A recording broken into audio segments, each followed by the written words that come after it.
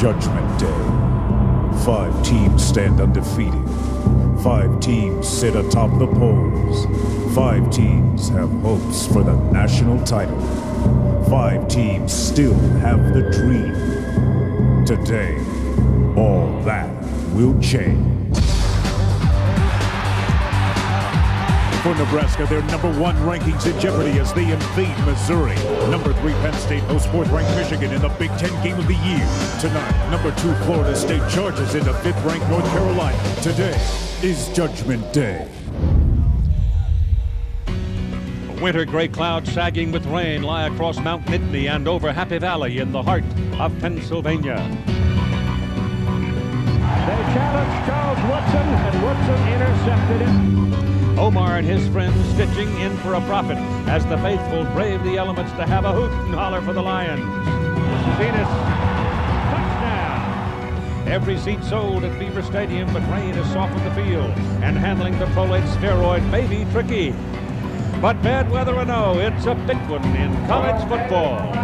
Battle of the unbeaten, #4 Michigan coming to challenge #3 Penn State. Hello again, everybody, and welcome. This is one of those games that matters mightily in college football, especially since it is on the 2nd Saturday in November. And these are elements that will be impacted by what happens here today. They include the Big Ten Conference Championship, the Rose Bowl, a possible invitation to an Alliance Bowl, the National Championship, and the Heisman Trophy. Now, if that doesn't whet your appetite, you're watching the wrong channel. Now we're waiting for the Penn State Nittany Lions to make their entry before the home folks, a sellout crowd at Beaver Stadium.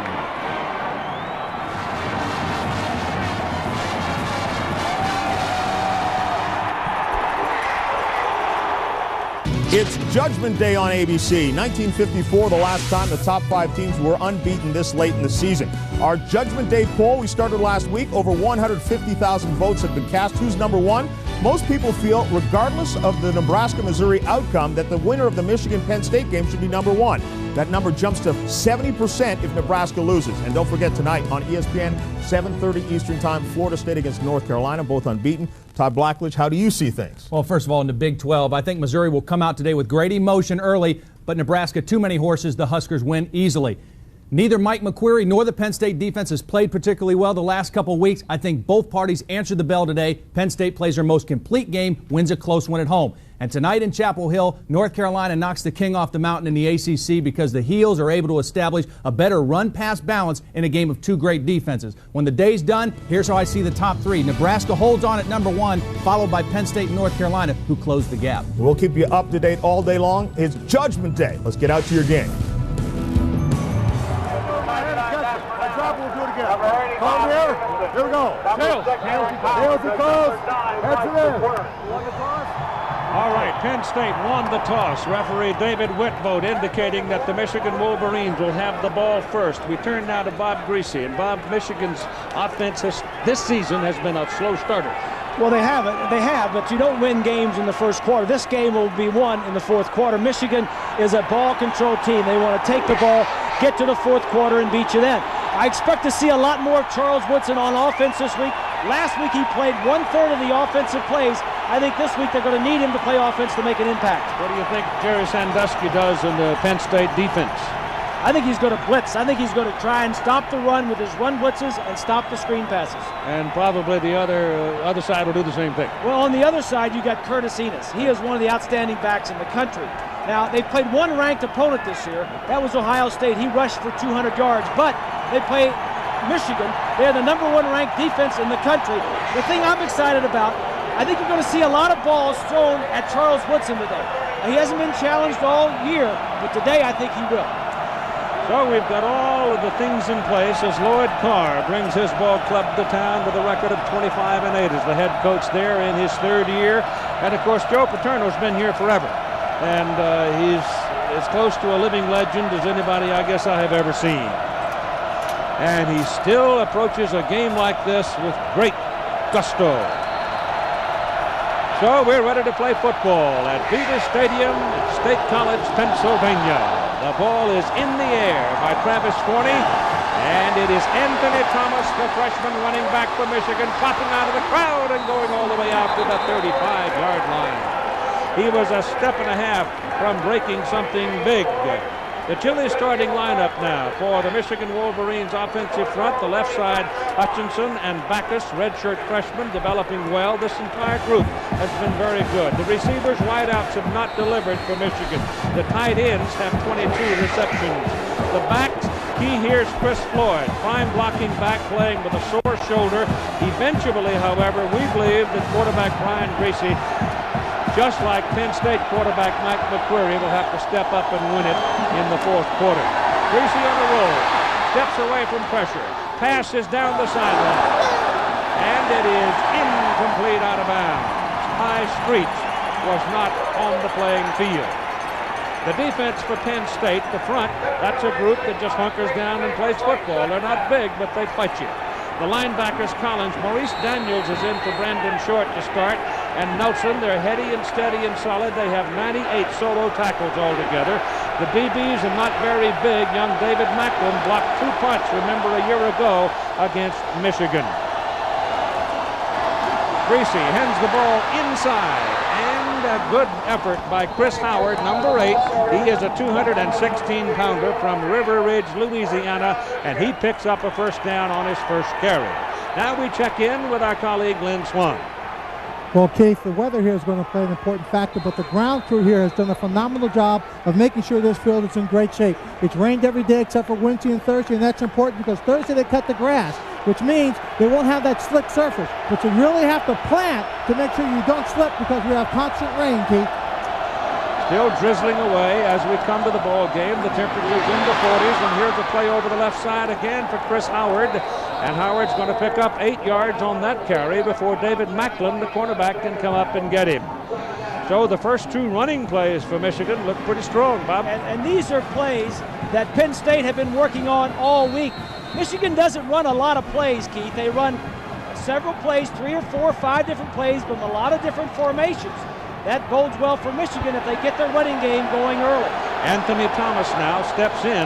Clarence Williams is not here. He did not make the trip.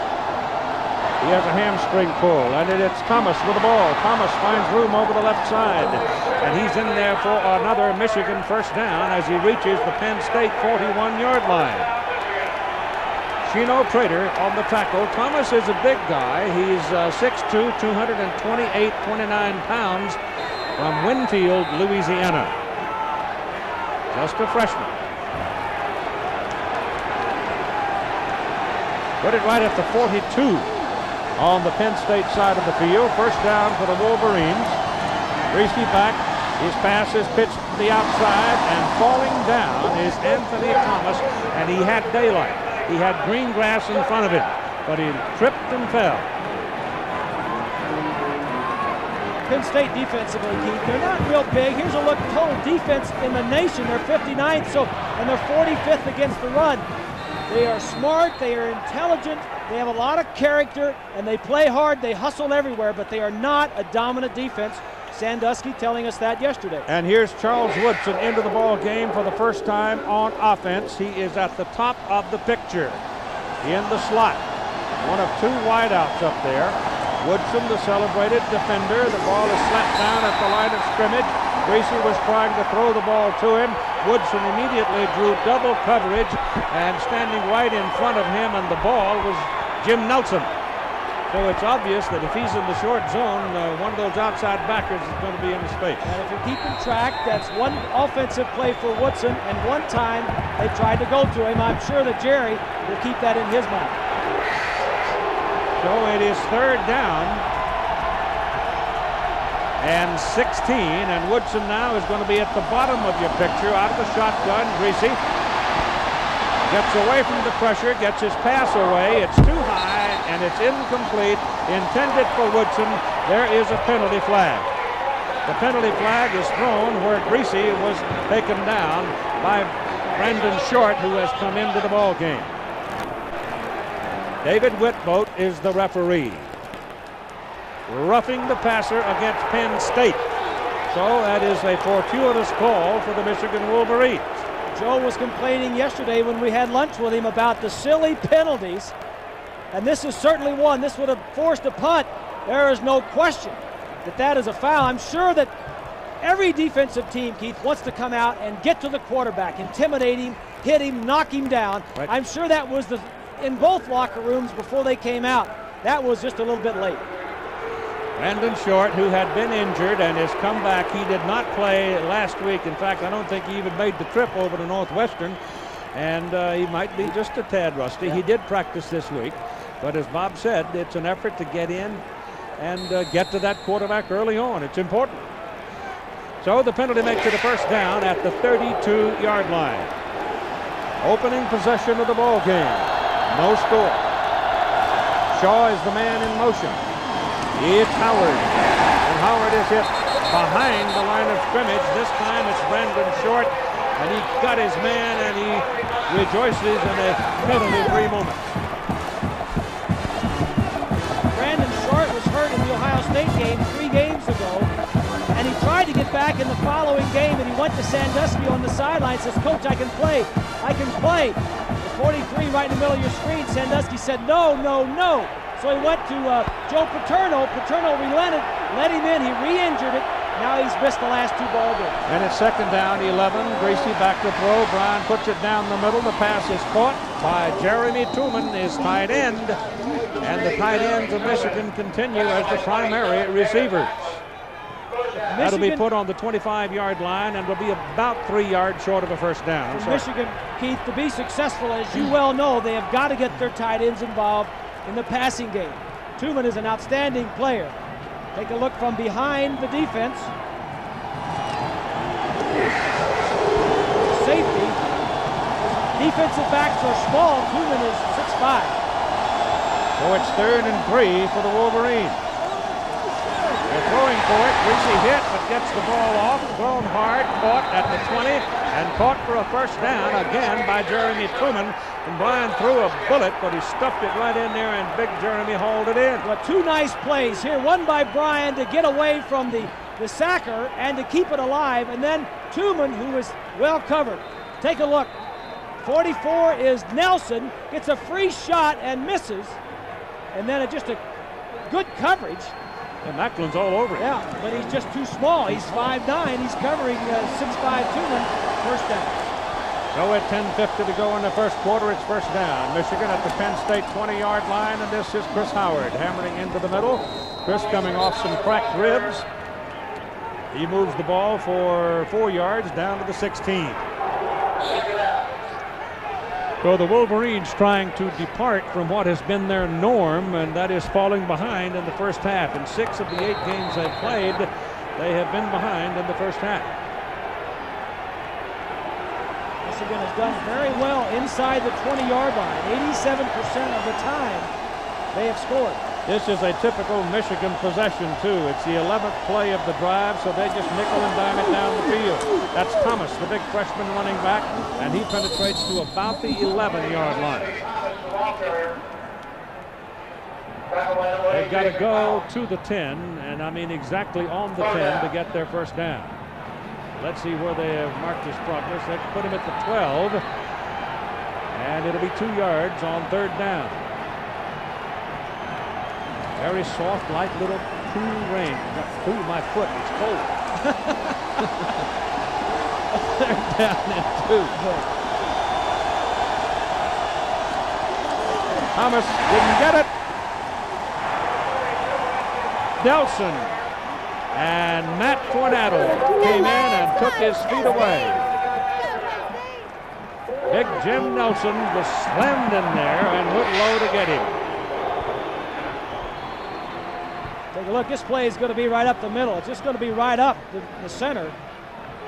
Go ahead and run it.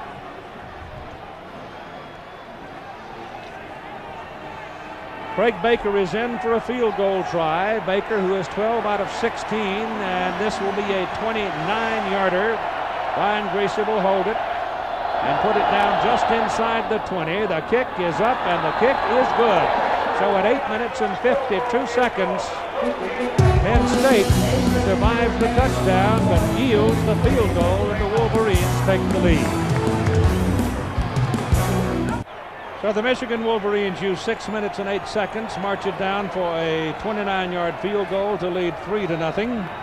And now we're ready for the kickoff as Jay Feely will kick it away for Michigan. Chris Eberly and Kenny Watson are the deep people, 23 and 22 respectively. Dark gray afternoon. Good sailing kick. Eberly takes it at the 1.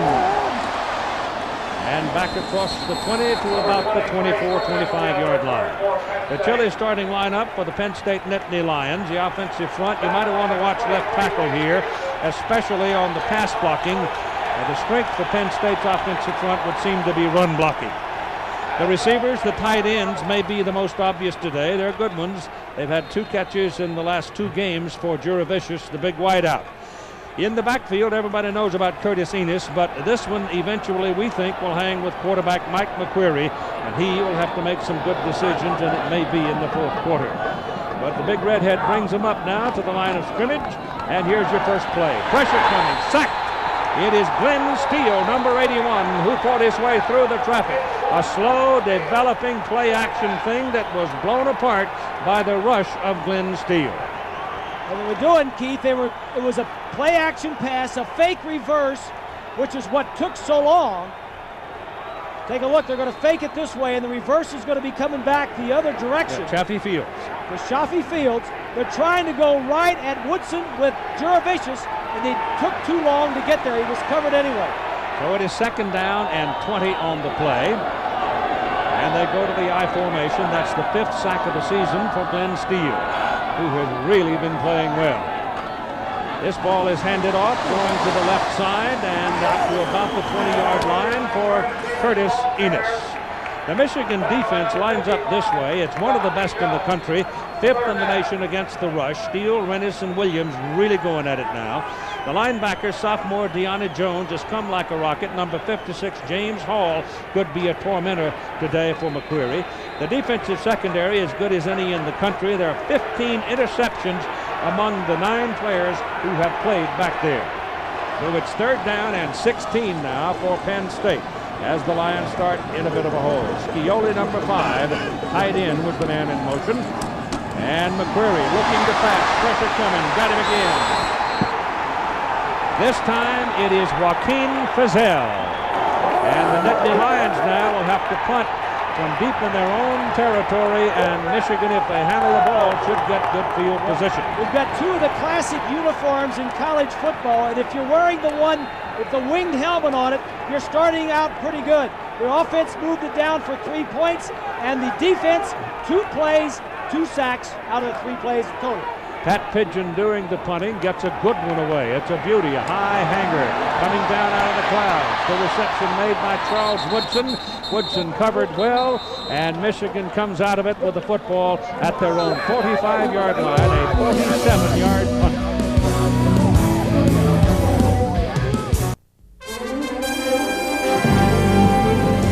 ABC Sports presentation of college football, brought to you by Bud Light.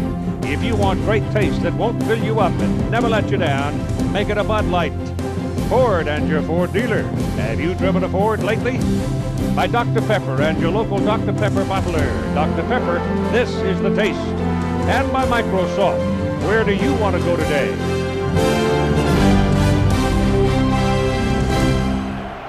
Sellout house, Beaver Stadium. Michigan leading 3-0. Second possession starting at their own 45-yard line. Chris Howard, the deep back. Play action. Greasy throws. Man wide open. Pass caught by Jeremy Truman, the tight end. And it'll go over to the Penn State side of the field at about the 37-yard line. Let's spend a moment with John Saunders. It's time for the Burger King update. Nebraska against Missouri. Corby Jones. You got to love this guy at quarterback running the option. This time back to pass.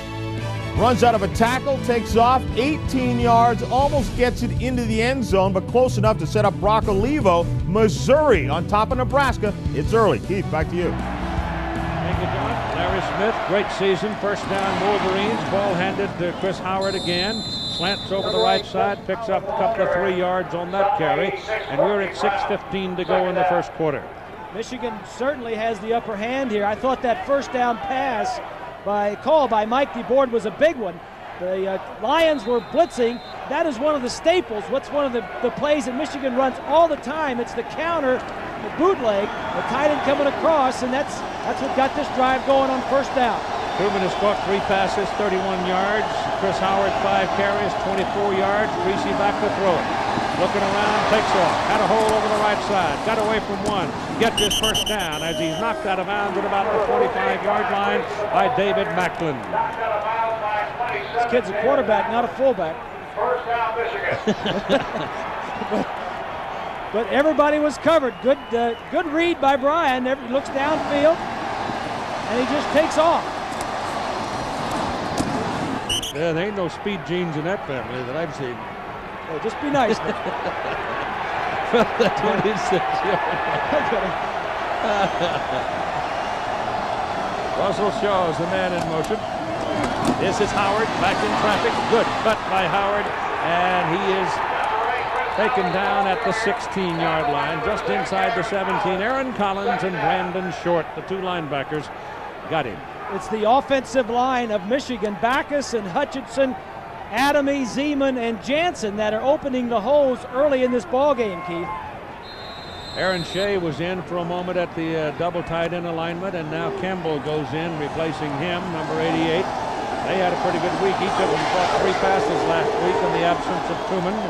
It is second down and about a yard. Ball goes to Chris Howard over the top, and he's got the first down at about the 11. Dave Grant is now in at the right guard position. He played there last week in relief of Zeman, who was a bit dinged up, and did a good job. This offensive line is winning the battle. You hear about Big Ten football in November. Well, we've got this type of day, Keith. It's overcast, it's rainy, it's cold, and you better be able to run the football, and this is what's going on. Physical play in that defensive line. The freshman Anthony Thomas comes in as the deep back, replacing Chris Howard, who may still be a little bit tender. Thomas gets the ball, going outside, got good speed, headed the corner, touchdown Michigan. The big block came from Steve Hutchinson, one of those redshirt freshmen on the left side of the line.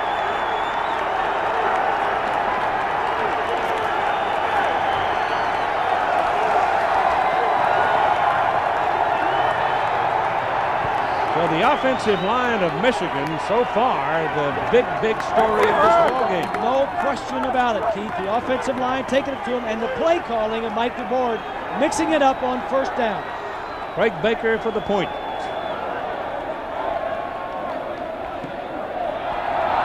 It's good. 4 minutes and 41 seconds to go in the first quarter, and the Michigan Wolverines have jumped out to a 10-0 lead.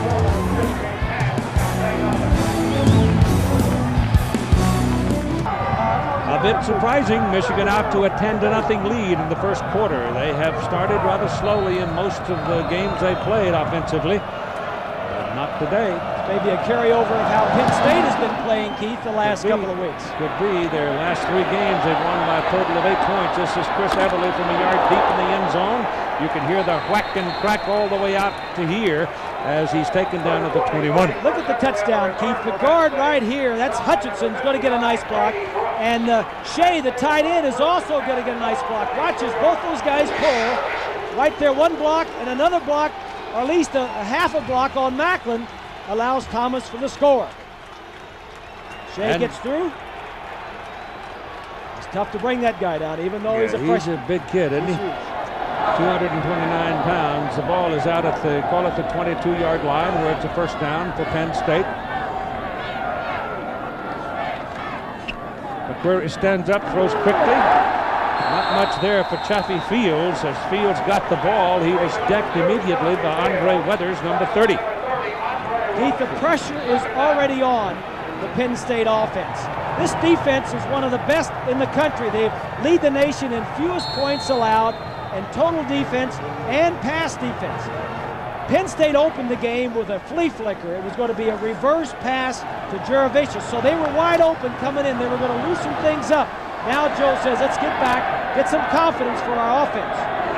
They've had 4 plays, and 3 of them have been for loss of yardage, and Penn State's moving. Penn State moving ahead of the ball, so clearly the Nittany Lions are rattled right now, trailing 10-0 and just made another mistake. Brad Scioli, the tight end, seemed to be the man who moved too soon.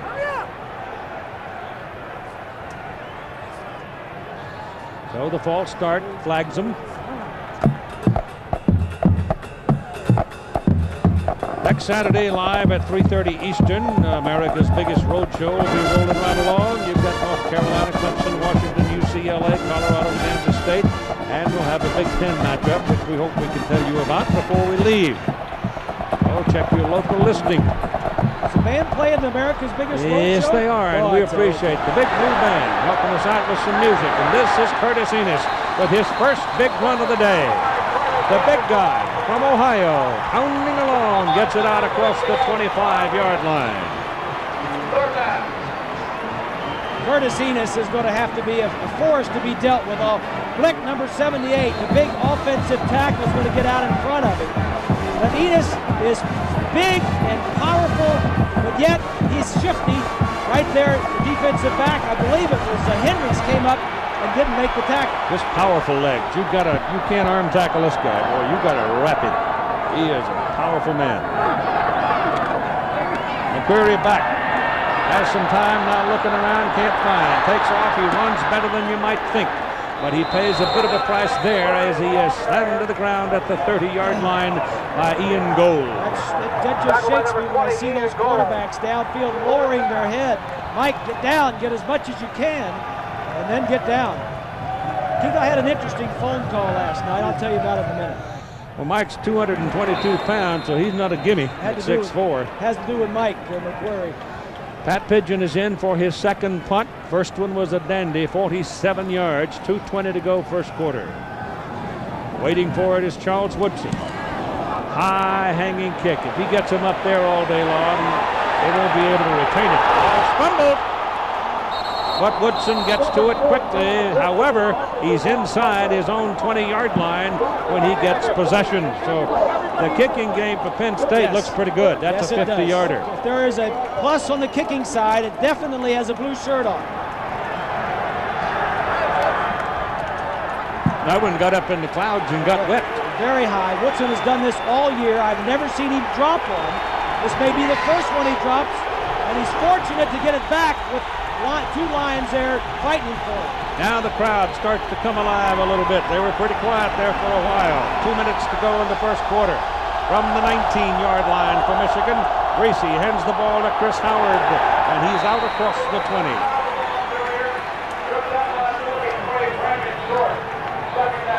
Keith, what you're going to see now is I think Sandusky's defense become a little bit more aggressive. They're going to do run blitzes to stop that running game and play more man-to-man coverage and force Michigan to throw to their wide receivers, which they haven't done in the last few games. Well, the receivers have not been productive. On second down and 8, it's run the ball up the middle again, and Chris Howard is at the 25-yard line, so they'll be looking at 3rd and 3 as Brandon Short makes another tackle for the Lions. Brandon Short has been all over the field, Keith. I mean, he has really made a difference since he's been in there. The only bad play he made was that late hit on Bryan that kept the drive going on the first drive of the ball game. Gave a first down on 3rd and 15. 3rd down, call it 4. Double tight end. Greasy's pass thrown outside, turned upside down. The tackle by Derek Fox, a member of the Ohio Foxes, if you will. And he made a big play, and that will send the Michigan punter into the ball game. Jason Benson in the kick. Benson averaging on the year just a bit over 41 yards per punt. You're talking about Mr. Fox. I mean, 4 uncles that went to Ohio State. Ohio State, yeah. Yes. One wandered off down to Pennsylvania. Benson gets it out. It's a pretty good kick, but the Lions are going to have their best field position of the game. However, it should have been caught by Chris Eberle. He gave up about 15 yards and letting the ball roll down the field. Tonight on ABC, all new episodes of C-16 starring Eric Roberts, Steve Botzko's Total Security, and Dylan McDermott with Laura Flynn Boyle in The Practice. brand new drama tonight, prime time on ABC. Only 14 seconds remaining in the first quarter. Penn State gets the ball at their own 29-yard line.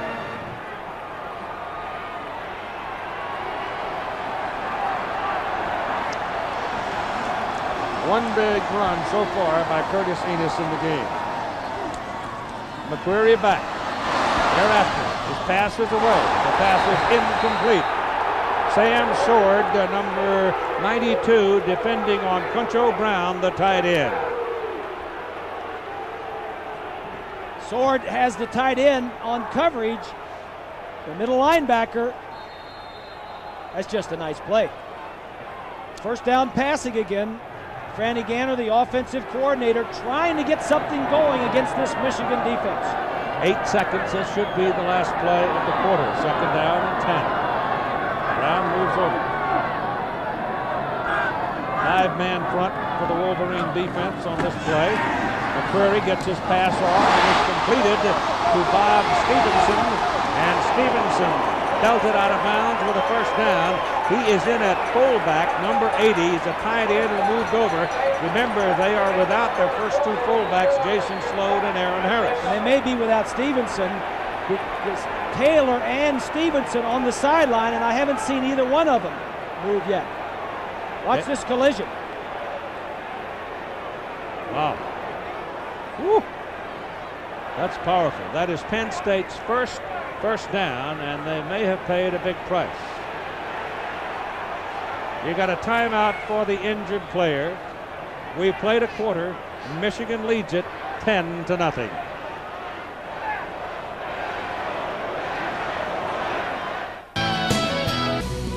Still dealing with an injury at that Michigan-Penn State game. Meanwhile, Nebraska and Missouri. It's a 7-0 lead for Missouri. Scott Frost takes off on the quarterback draw, and he's into the end zone 17 yards. That one ties the game at 7 apiece. That's where they stand now. As you can see, about 4 minutes remaining in the first quarter.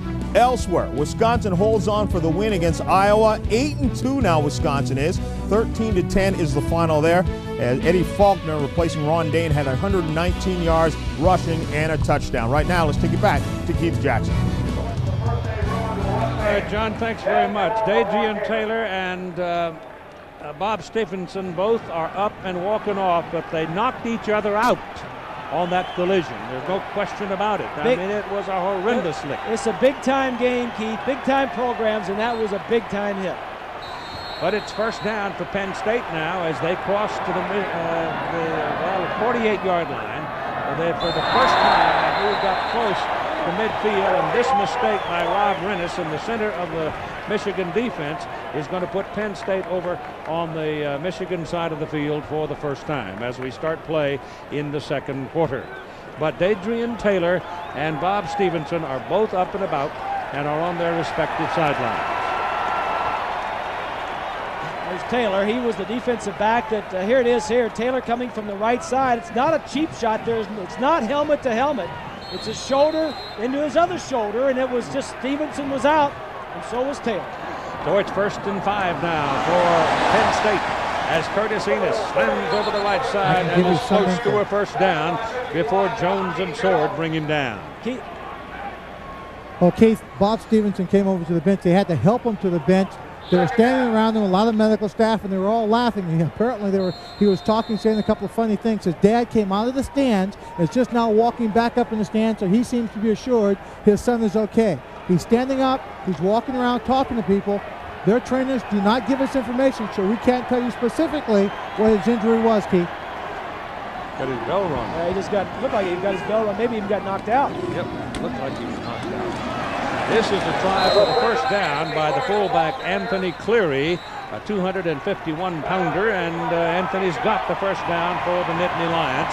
That will be their second of the ball game. And Cleary can't afford to get hurt, Keith, because with Stevenson going down, they've already lost two other fullbacks this year, Aaron Harris and Jason Sload.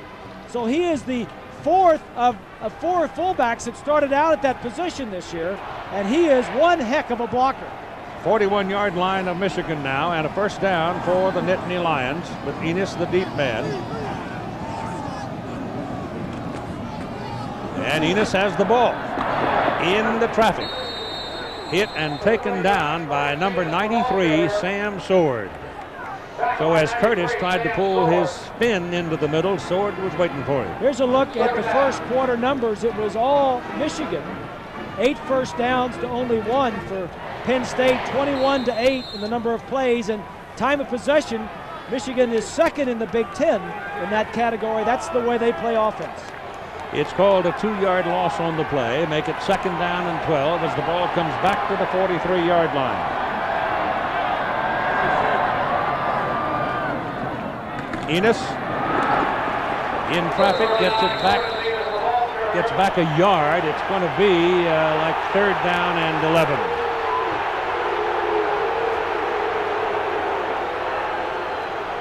I mentioned I got a call at the hotel last night. It was from a Penn State fan, but he was not irate. It was John McQuarrie, who was Mike McQuarrie's father, and he said, I read the article in the paper about you and your son, and he says, I'm very happy. I know how it feels to be at a ball game with your son. I'm glad that you're here. And he says, I'm going to be sitting down in the stands, and maybe, even though it might be cold and wet, I think I'm going to enjoy the game a little easier than you might up there in that booth calling the game. McQuarrie back to throw it, slips a little bit, now gets the pass away. Look out for this one. It's at Woodson. Juravicius going down under it is begging for a little help here, but he doesn't get it, and the pass is incomplete. Well, we told you that this matchup would be there. Juravicius on Woodson. Last year, Juravicius did some damage against Michigan. Here it is, one-on-one. You can jam him before the ball's in the air. Juravicius is 6'5" and can jump. The punt is away, 3rd punt for Pigeon. He's trying to hang it and kill it deep, but knocks it into the end zone. It'll come out to the 20. That time against Woodson, he was not able to shield Woodson with that big body. Still, he almost came down with it, but he's got that big body. He does a great job of shielding the other guy away.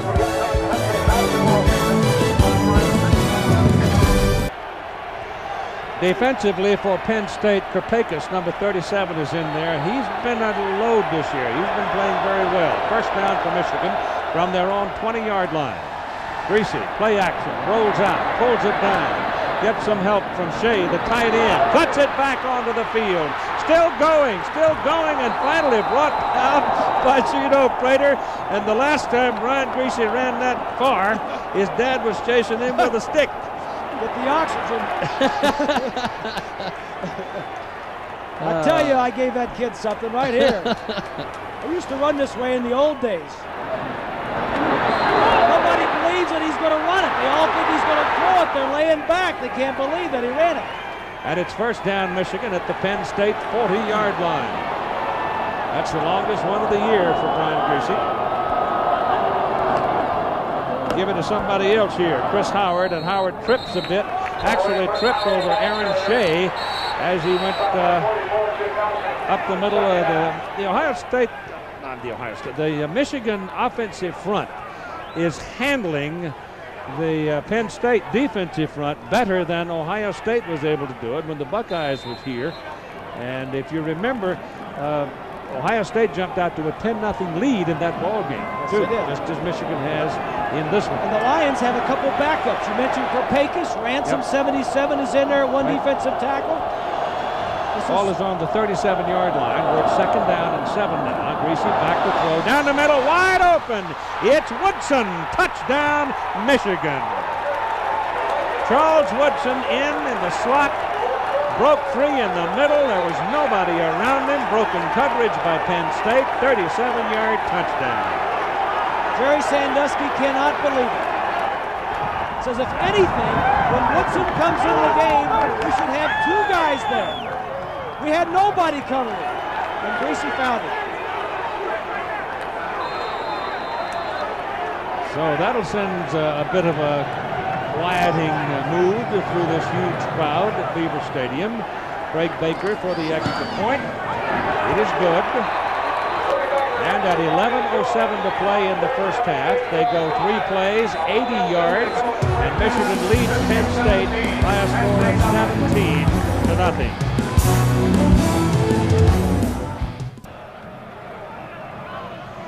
Michigan 17-0. over Penn State.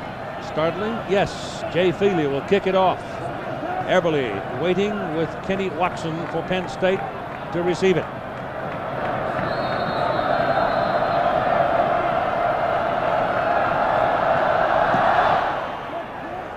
Driving kick to the 4-yard line. It's Eberle.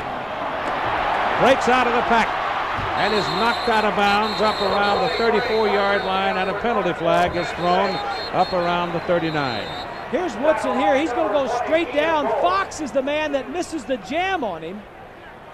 Fox is going to try and get a jam. Woodson just gets around him and goes straight up the field. Throws the ball over Collins, number 6. Here he is right here going straight down the middle of the field. Go ahead.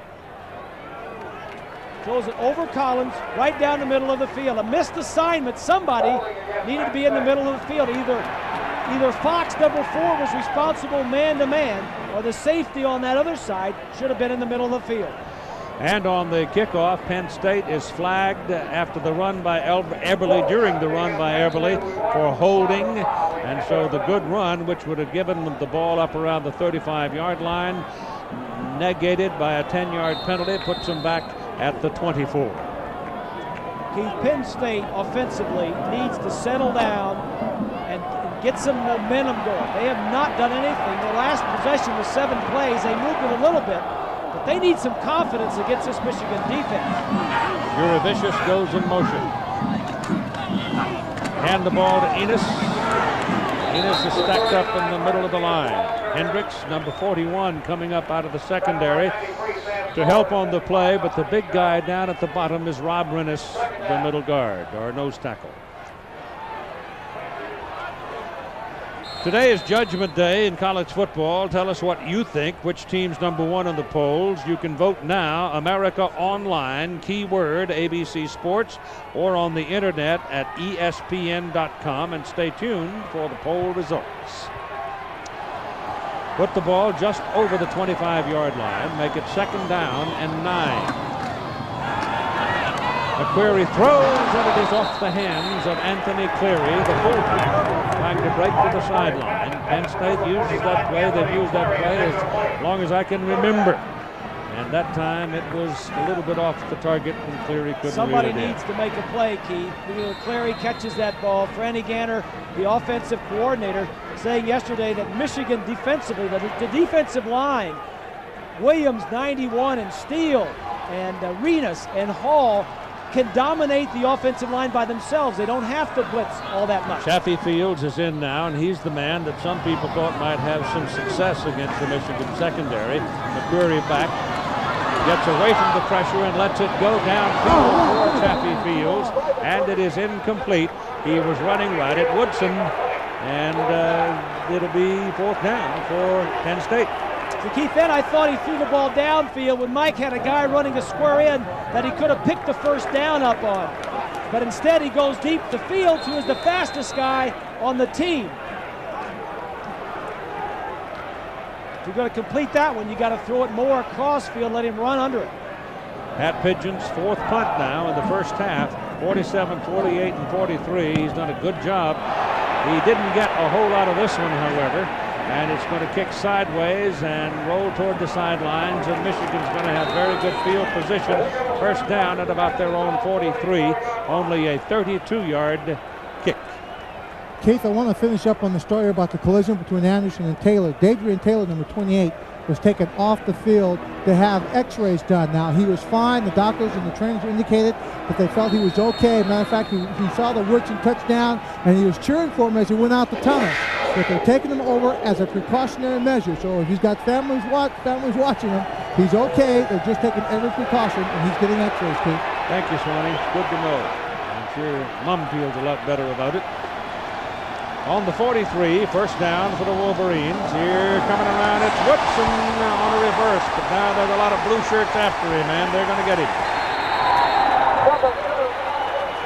So the reverse that Woodson ran a week ago alerted Penn State, and they were having none of it here. Well, more than that, I mean, Woodson was lined up into the short side of the field. They try a reverse back to the wide side. Jerry Sandusky, the defensive coordinator, says if you let that guy run 2 big plays back-to-back on us, I'm going to kill you. You can be sure that every defensive guy on the sideline was hollering for Woodson.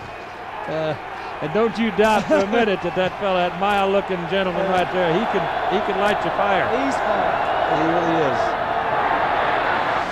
This is Howard, and Chris Howard getting some help downfield. And it's Brandon Short who reached out and got him and saved a touchdown. Brandon Short with another big defensive play. Great blocking by Anthony Thomas for Michigan. And here's John Saunders. Keith, Missouri down 14-7 to Nebraska, but their quarterback at it again. Not running this time, throwing.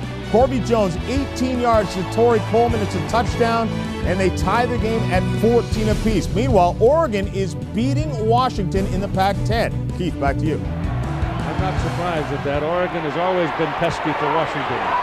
This is Anthony Thomas carrying the ball for Michigan, and he's down to about the 35-yard line for pickup of 5 yards on the play. So Nebraska and Missouri are even, and Oregon's beaten Washington with Sheehy out. And Brock Heward not starting today because he's re-injured that ankle he hurt in the Nebraska game.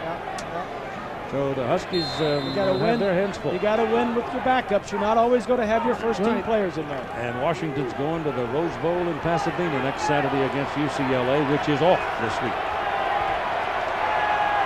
It's 2nd down and 5 for Michigan. Here's a little bit of a delay. Goes to Thomas, and Thomas finds his way through the traffic to the 30, and that should be a first down.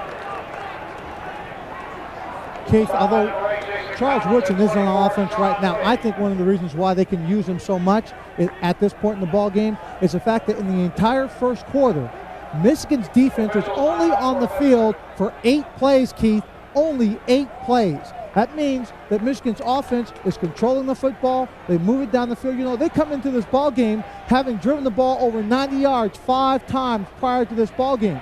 If you can do that, you can keep your defense fresh. And if your defense is fresh, that means that Charles Woodson can play a little more offense for you when you need him. That's a good point, Swanee, about Michigan's defense not playing much in the first quarter, so you can spend more time with Woodson playing offense. Lloyd Carr said early in the season, he said, in September and early October when it's hot, I may not use him as much both ways, but when it gets cooler, I may use him more on offense. Well, here's the numbers. Michigan's rushing game, 19 carries, 117 yards here in the first half. And that clearly defines it. That's a pickup of about 2 yards on that carry by Chris Howard. But the Lions locked that one up pretty quickly. And there's a gain only of a yard, so call it 2nd down and 9. And our clock shows 8 minutes and 10 seconds to play in the first half. 17-0, Michigan. And that man right there, Jerry Sandusky, is not a happy camper with his defense. Look at what Michigan has done in a little over a quarter and a half.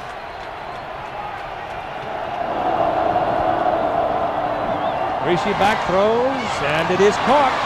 And it is good to about the 20 to Russell Shaw. So one of the infrequent moments of success with a wide receiver.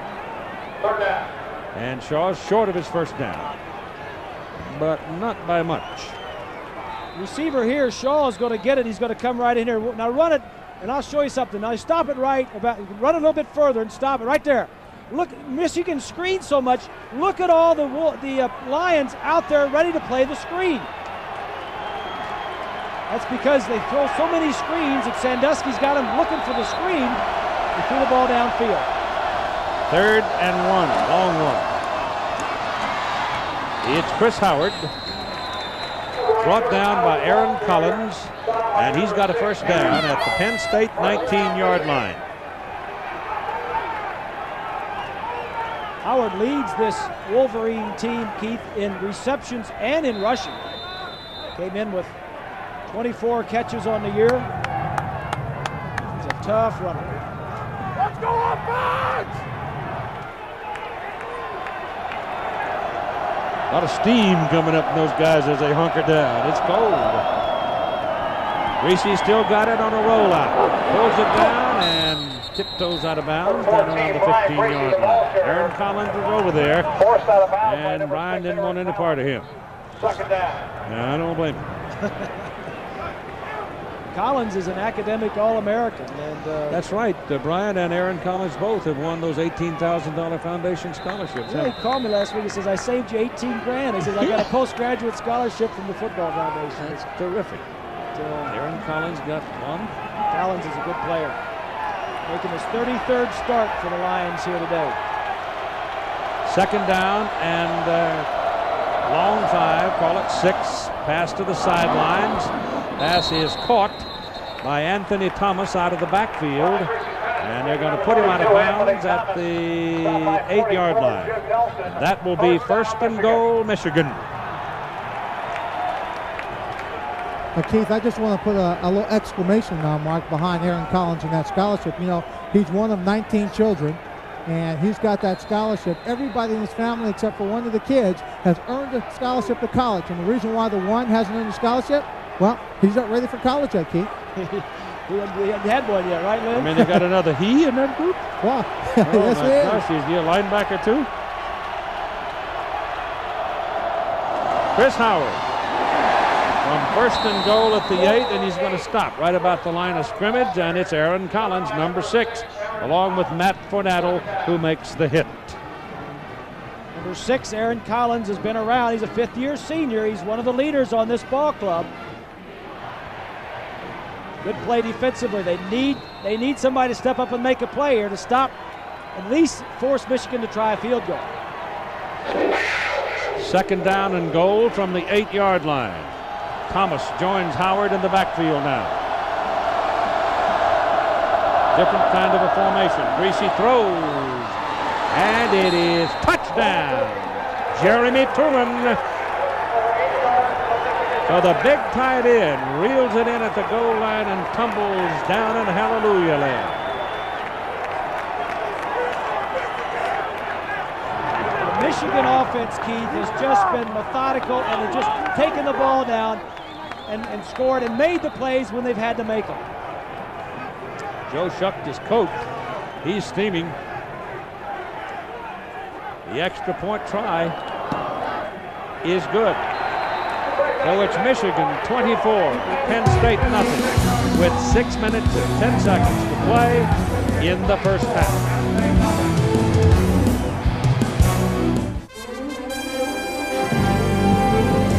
ABC Sports presentation of college football brought to you by Marriott Hotels, Resorts, and Suites. We believe when you're comfortable, you can do anything.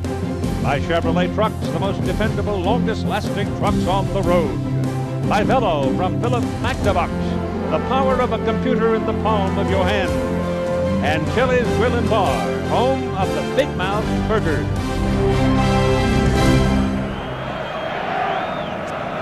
Ready for the kickoff from Michigan. Pretty good first half for Brian Greasy. 10 out of 12, 109 yards, 2 touchdowns, and he's run for 52 yards and completed 9 straight passes.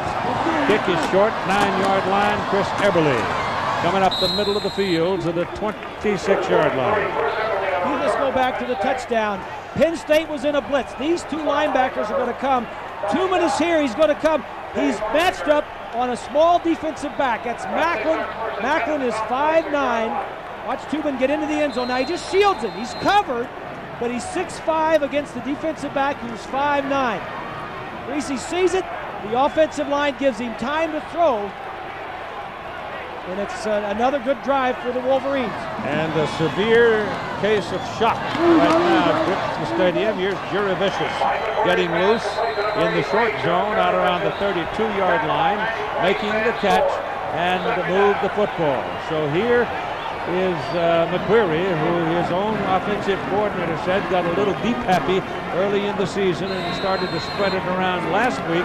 And this is the kind of thing that he's going to have to work with now. Exactly. This is what they need to do to build the confidence of McQuarrie and the rest of the offense. Second down and 4. There's your first down as Curtis Enos moves the ball to the 38-yard line where Marcus Ray gets his first tackle of the day. There's a look at the first 4 possessions for Penn State. They punted all 4 times, and 3 of the 4 times they were 3 plays and out. Field position never better than their own 29-yard line. 5:15 to go in the first half.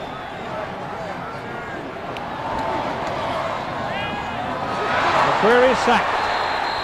Number 55, Deonnie Jones, coming right up the middle, slipped the block and actually was shielded from McQuarrie's vision somewhat by his protector until it was too late to do anything about it. Here's Deonnie Jones right here. The defensive line is going to be twisting and gaming up front to mix up the assignments. That Williams 91 crosses and he comes around.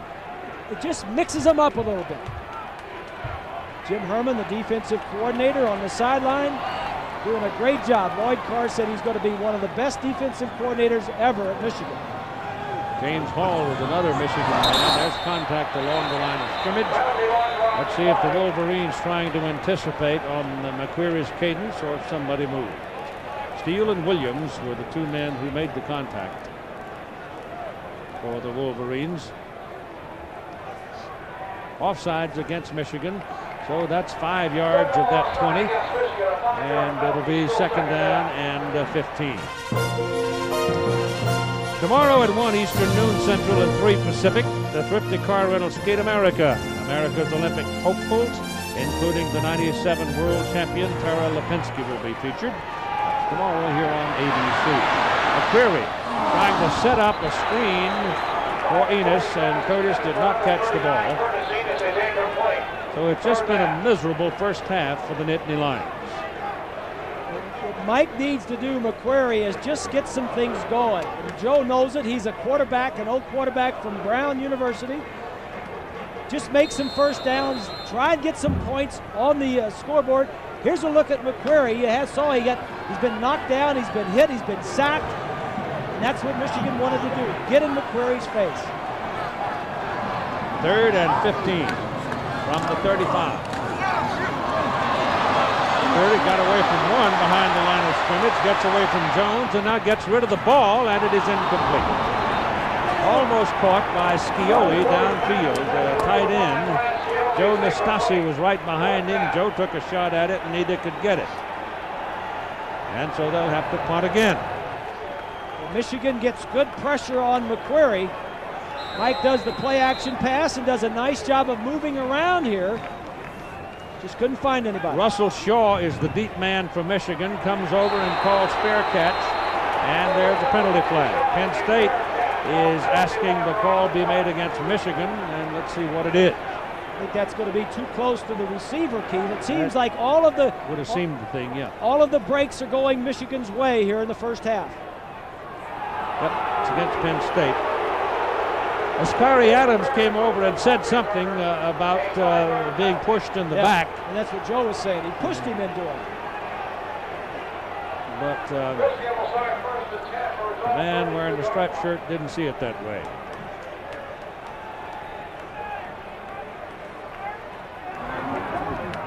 Other thing is, make sure we got all the way.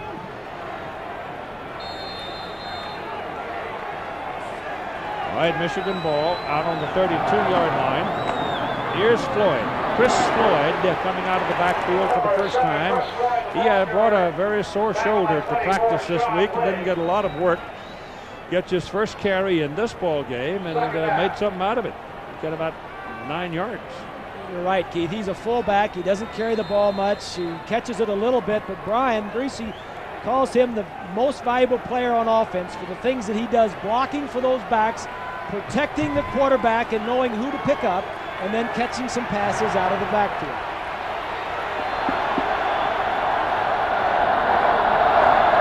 Howard is the deep man here. Greasy's pass down the sidelines, and it's off the hands of Russell Shaw. He was home free. Yeah, this would have been a backbreaker for Penn State. That ball is right on his fingertips. Sandusky says, let's get to the house and talk this over with and come back out in the second half. Yeah, that could have been a will breaker there because he was loose. I mean, he was open. 2 tight ends, 1 back. Play action. That ball could have been caught, Keith. Sure. Right off his hand. 3rd and 1. They go for the first down, and carrying is Howard, and Chris is in a big fight trying to get the first down, and I'm not sure that he made it.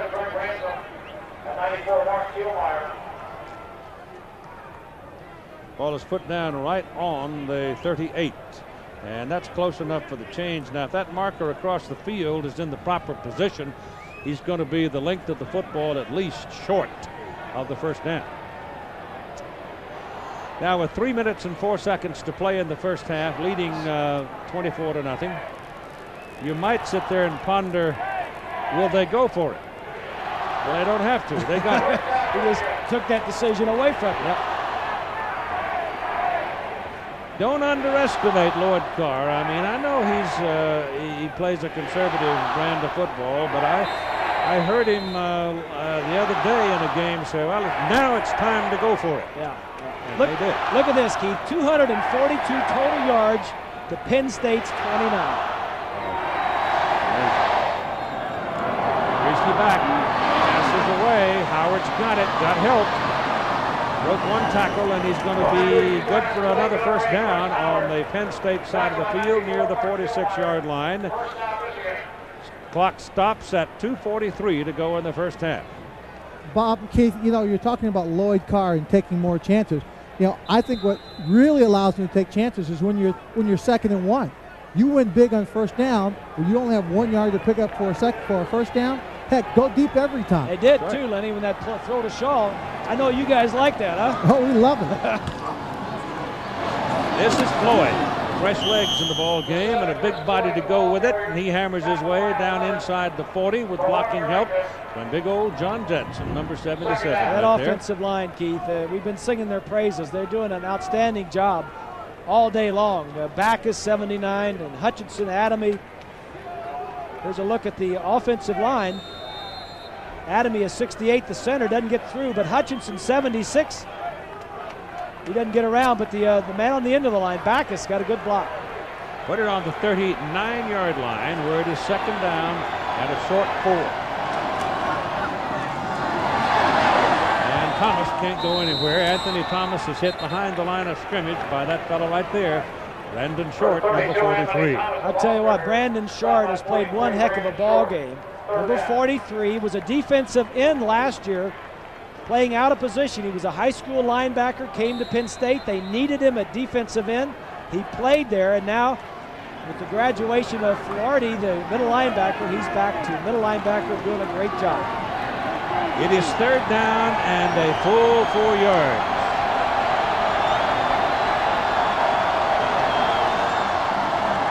Greasy slipped as he started to pass, trying to set his feet, slipped out from under him, and Michigan will have to punt. The attendance today, 97,498. That is a new record and the 3rd time it's been broken this season. 97,498. You don't think they don't like their college football in Pennsylvania? And it's been a quiet crowd too, Keith. Joe said he hoped that the crowd could get into it, but they've been very quiet here this afternoon.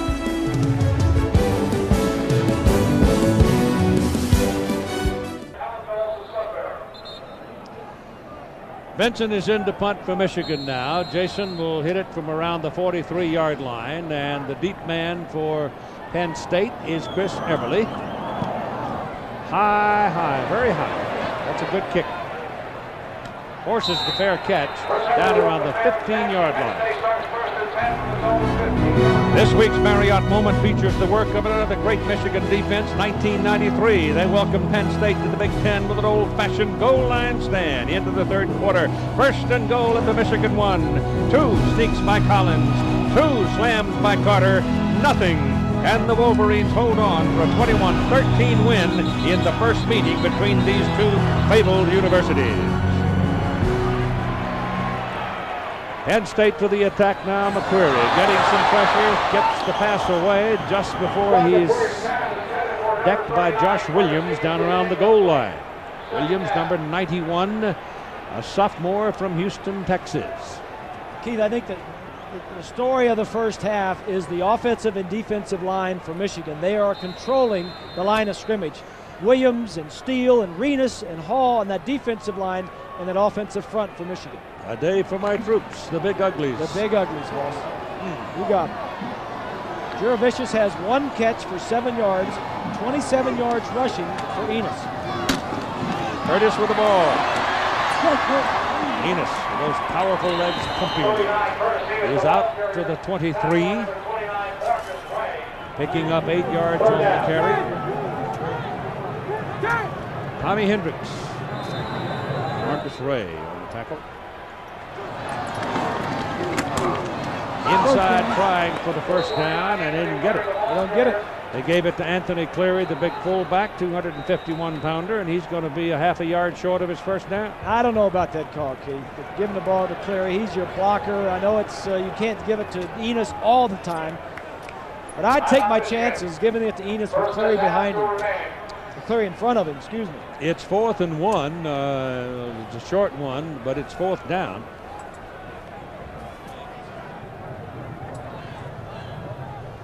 Hey, students, on sale now will be $19.98. The defensive line has dominated the line of scrimmage. They've been putting pressure all afternoon. Here's the first play of the game, the fake reverse. Joaquin Fazell, number 90, with a sack. Ihani Jones, 55, with a linebacker blitz. That's the story of the ball game. Pressure on McQuarrie, and the offensive line giving Brian Greasy time to throw. Michigan called the timeout with 48 seconds to play in the first half, forcing the punt by Penn State's Pat Pidgeon, and Charles Woodson now goes deep, standing back inside his own 35. It'll be the 6th punt of the first half for the Penn State punter Pidgeon. Obviously, the Wolverines wanted a chance to return it. It's a low kick. Woodson's got to hope for a good bounce. It's a high bounce. Steps her into the tackler, can't get away from it, and the Lions will take him down back around the 37-yard line. Justin Kopakis was down the field to make the tackle.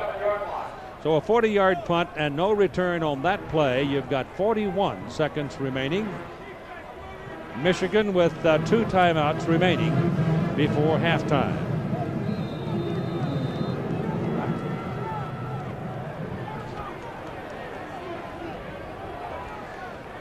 Valvoline halftime 97 with John Saunders and Todd Blackledge coming up in about a minute or so. 37-yard line, first down.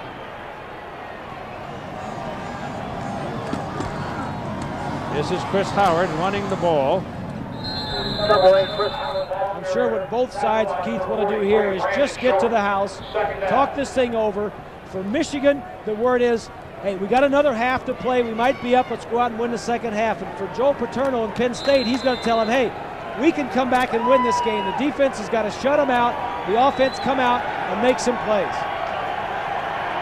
So we'll have, we're not going to mess with it. We're going to let it run out. Well, that's what we're going to be at halftime. Rather shocking score. Michigan 24 and Penn State nothing. And so off they go to the clubhouse to consider their circumstances in Happy Valley. Now John Saunders. We're back at Penn State University, Happy Valley as it's known. The home team is trailing Michigan Wolverines 24-0. The game is being won by Michigan in the trenches on both sides of the ball. There is no question, Keith, that is the case. The first play of the game, Penn State wanted to go for a big play. The defensive line shut it out. This is up to the outside. Juravicius on Woodson. The defensive line wouldn't allow it to happen. We're now ready to kick off for the second half. Tremendous first half for Brian Greasy at quarterback for the Wolverines. Big first half for Chris Howard and Anthony Thomas. Totally in the line area for Michigan. This is Kenny Watson returning the kickoff for Penn State. And so far tonight, nothing has gone very well for the Nittany Lions on offense. Here are your halftime numbers. There aren't many numbers on the right side. Penn State not doing a whole lot. Michigan having it quite their way. Third down conversions, 3 of 6. 3 sacks, 43 plays to 24. They've had 19 more plays in Penn State. Football games go 60 minutes, so let's see what we shall see. McCreary turns and goes to throw it. He gets it off just as he is hit. The pass is completed out to the 25-yard line to Joe Juravicius. The man who was coming was Sam Sword, number 93. Penn State needs to come out and on this first drive make some positive plays. First down. Looks like Joe might be calling the plays. He just sent somebody in. But that play, almost being sacked McQuarrie and completing it, might keep this or get the drive going. Penn State needs to win the third quarter, Keith, and have this a 10-point or a 14-point game going in the fourth quarter.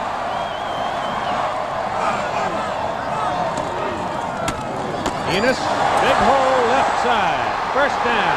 Ran right through 2 tacklers. Powers his way out to the 45-yard line. If Penn State can get something going, to get the crowd back in this game, the crowd has been out of it most of the first half. Ostrowski and Blick, both offensive linemen doing a nice job, and then Enos just refusing to be tackled by the first man. Well, they put him out short of the 45, mark him in between the 3 and the 4 there. So it'll go in the books as first down at the 44-yard line. Just starting the third quarter, 24-0, Michigan.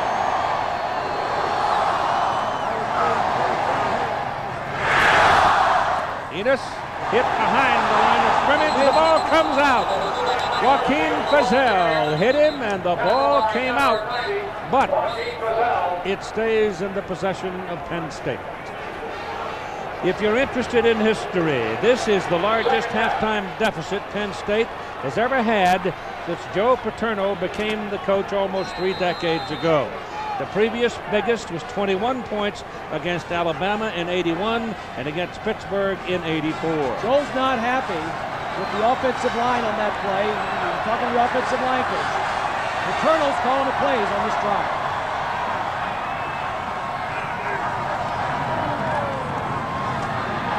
McQuarrie's pass is complete at the 46-yard line. Andre Weathers covering Enos, but Curtis put that big body between them. There's Joe. He's an old quarterback. I asked him yesterday, I said, how much tape do you watch, Joe? Because if you're going to call plays, you got to watch a lot of tape of the other team's defense, and he watches a lot of tape in his home office. Most of the time, he lets Franny Ganner call, and he says, well, let me take this drive every now and then. And he's taking the first one in the third quarter. Third down and 7. And they don't get the play off. They call a time just as the 0-0 showed up, and they give him the timeout. It could have gone 5-yard penalty, but they gave him the timeout.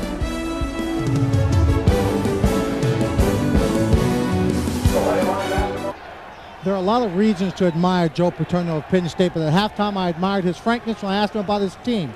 He said, no excuses. They're beating us on the offensive line. They're beating us on the defensive line. Everything has gone perfect for them. In the second half, we just have to start making plays, Bob. Keith? Sounds like him, doesn't it? It sure does, and I can just hear him. He says, hey, we got our butts kicked in the first half. Everything went their way. They cannot continue to go that way. Things are good are going to happen to us. Keep the faith. Go out and score some points in the third quarter. Enos in motion, puts him into a slot. McQuarrie back. Pressure coming, passes away. Intercepted.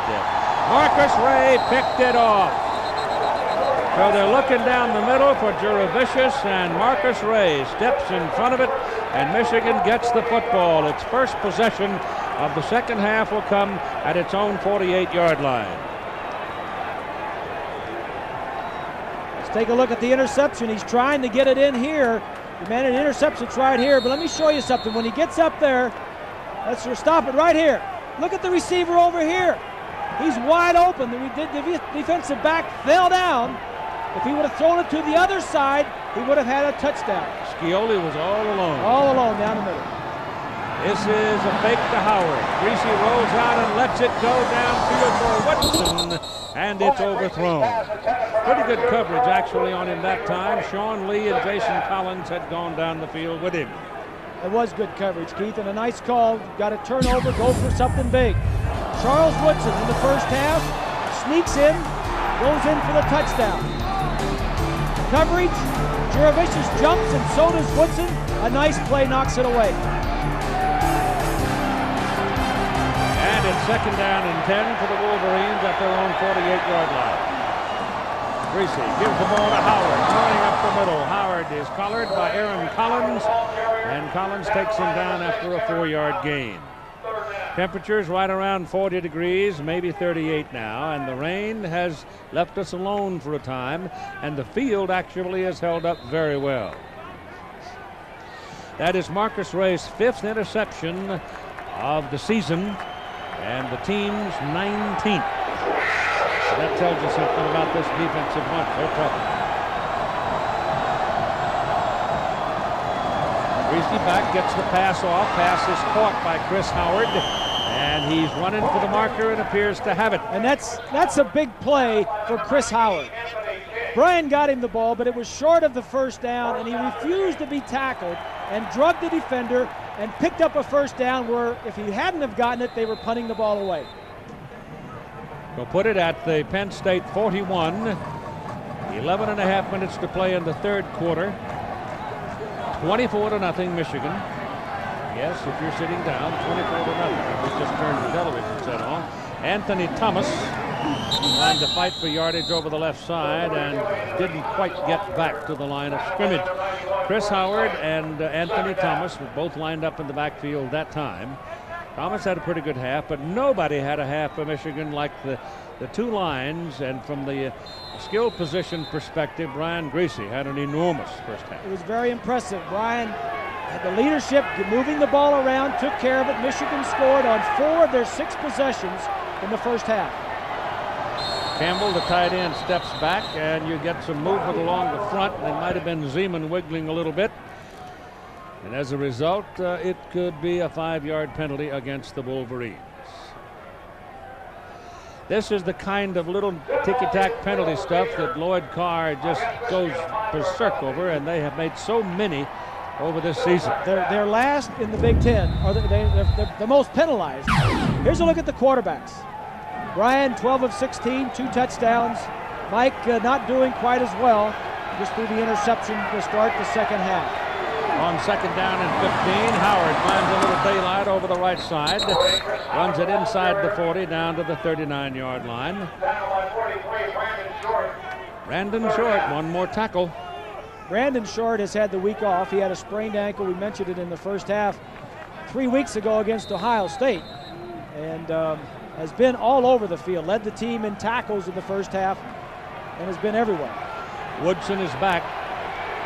He's going to be to the bottom of your picture now in a slot position to the near sideline. Number 2. Out of the shotgun on 3rd down and 9. The pass is thrown and dropped. The pass was right on the hands of Ty Streets. And Streets has a dislocated finger on one hand, a dislocated thumb on the other hand, and he just hadn't made many catches lately. Exactly right, Keith. He's had some problems with his hands. He went up there and he fought it. That ball he could have caught in his stomach. Didn't have to catch it in his hands. So they have to punt now on 4th down. But that ball was right on his numbers. Vincent punting for Michigan. Wants to get it high and hang it up there. And that's a tail dragger. If they don't get to it quickly, they got a chance to kill it deep, and they do. Down at the 3-yard line. Deonnie Jones waiting for the bounce. 37-yard punt. It's just exactly what he wanted.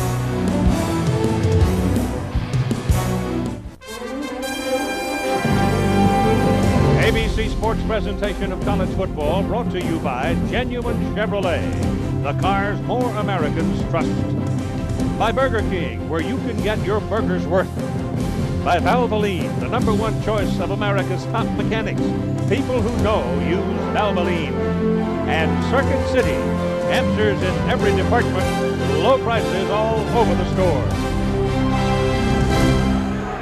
Penn State football first down at their 3-yard line. They've had 7 possessions, 6 punts, and 1 interception. Their deepest penetration to the Michigan 41-yard line. 24-0, they trail. Juravicius goes in motion.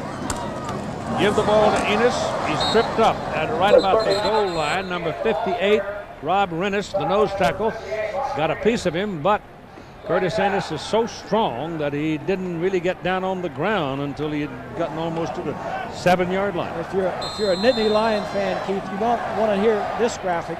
Michigan in the second half has allowed no touchdowns all season, no fourth quarter points, and only 9 points, and those were all scored on 3 field goals in the third quarter. Eric Cole has come into the offensive front now for Penn State. He's been banged up, but they need him right now. And back goes McQuarrie to throw. The pass is away, and it's thrown out of bounds, incomplete. Looked to be something of a mix-up. Titkus Pettigrew was on a fly down the sidelines, and Brad Scioli, the tight end, and the ball was sort of between them. There's a few boos going around, but he has to throw this. He's in his own end zone, and he doesn't. The guy's not covered, and he doesn't want to get sacked. There's 2 Michigan players near him. He did the smart thing in just getting rid of it. He didn't have the defensive man fooled. The receiver wasn't open. Get rid of it. 3rd down and 6 for the Lions from their own 7. Query back. They're after him, and they've got him. Josh Williams chased him right into the arms of Steele, and they take him down at the 5-yard line. And Pigeon will come on and punt out of his end zone. Williams and Steele have been racking havoc all day long. A little cross. There's 91. That's Williams. He's slanting, and there's no place for Mike to go. Just down. So Pat's in there to kick. Got to be careful he doesn't step too far back. Step out of the end zone. That's a safety. Russell Shaw standing back at the Penn State 45 waiting for it. Good kick. Shaw's got a little room. He may, fumbled it, picked it up, ball bounced right back to him, and then he's taken down about the 39-yard line. So his eagerness to run the ball almost cost him. Well, tonight at 7:30, it's Judgment Day Part 2 down in Chapel Hill, North Carolina, as the vaunted Florida State Seminoles come rolling in to face a North Carolina team that truly, genuinely believes they can beat the Seminoles. Now, the thing that notices me, look at the bottom. North Carolina has never beaten a top 5 team. That's at 7:30 tonight. I think they got a chance. Eastern time on ESPN. I think Carolina's got a chance because they can rush the passer and they can cover those wide receivers. Ron Franklin and Mike Gottfried and company are down there for that ball game. Here comes Michigan to the attack now, going from the 39-yard line. And it's Chris Floyd hanging his way down for a couple of 3 yards before Sean Lee makes the tackle. You know, Keith, Bob, I talked to Carr coming out from the second half, and he said he wants his team to think of this as a 0-0 ball game. But before the game, his assistant coaches told me the one thing Lloyd Carr has done better than they've ever seen him do before is get his ball club prepared for each ball game. He's been phenomenal, Keith.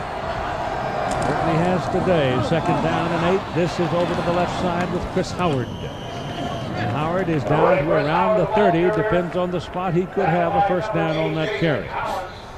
But I may break all the rules. I did it a long time ago, and I got yelled at by everybody. But I picked one time an entire line as the most valuable player. I might take a risk again tonight. You remember which line that was? Yeah, it was an offensive line. Well, that's how you got to like the big uglies. That's how I got in trouble. Yeah. They didn't quite have the first down. On 3rd and short, they punch it in there, and they've got their first down. First down, Michigan. So the Wolverines are sitting now at the Penn State 29. They stick it in the end zone here, and that mountain is a lot higher than Mount Nittany.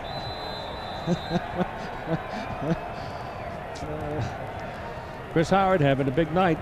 With 4 receptions for 41 yards. That's just a normal day for him. He leads the team in receptions and in rushing. This is Howard. There he goes. Oh, my goodness. Touchdown. 29-yard touchdown run for Chris Howard.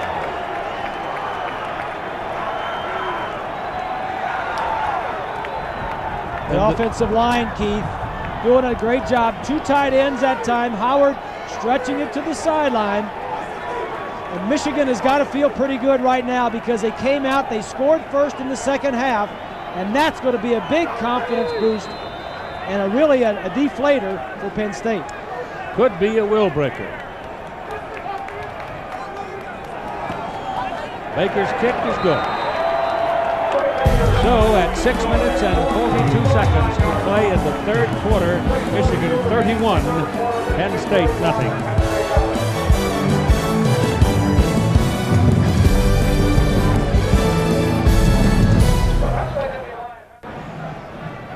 It's a bit of a stunning score, I'll give you that. 31-0 Michigan.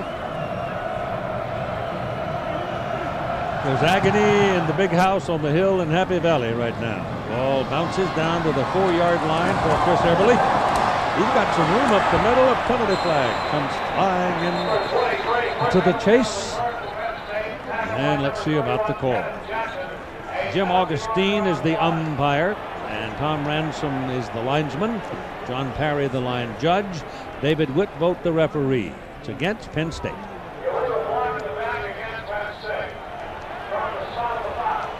It's one of those days, Joe.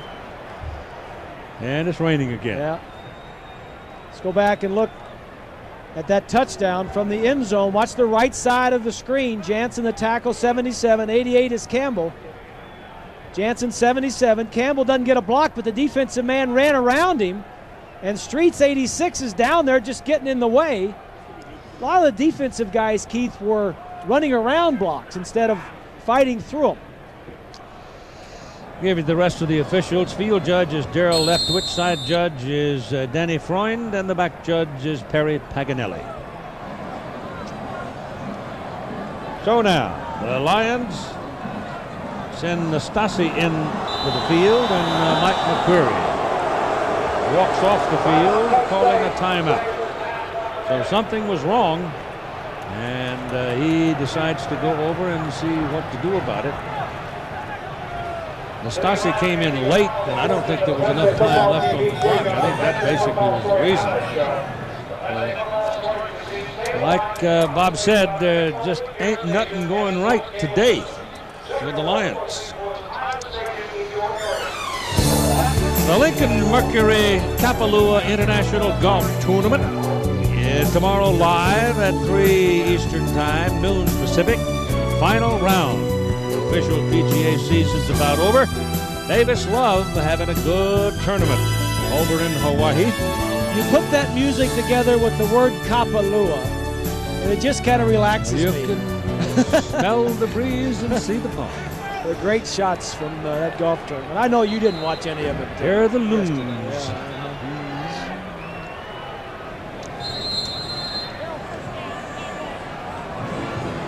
Well, for Penn State, Keith, offensively, you need to get on the board. And this is not a good place to start from inside your own 15-yard line. They've had poor field position all day long. Absolutely. Good, very poor position all day. Swing it outside to Curtis Enos, trying to give him a little room to get started, but now Michigan has the luxury of a 31-0 lead, and they can really gang up on Curtis. Fiesel's had a good ball game. He was involved right from the very beginning, got the first sack of the ball game. And that was a big play, Keith, as we document. I think the other big play was the roughing the passer on Michigan's first drive of the game. It was 3rd and 15. It gave them a first down, and they went on down to kick a field goal. I think that set the tone for the ball game. 2nd down and 7 now. McQuarrie gives to Enos. And they're just trying to grind it up the field to give themselves a little room to operate, but that one is going to expire at the line of scrimmage with Sam Sword involved. We've been talking about the defensive line, the line of scrimmage. Renas 58 goes around the center, and Sword runs right through the huge gaping opening. It's speed and quickness for Michigan, and strength. Those guys up front, Steele and Williams and Renas, are Three of the strongest guys you'll find anywhere.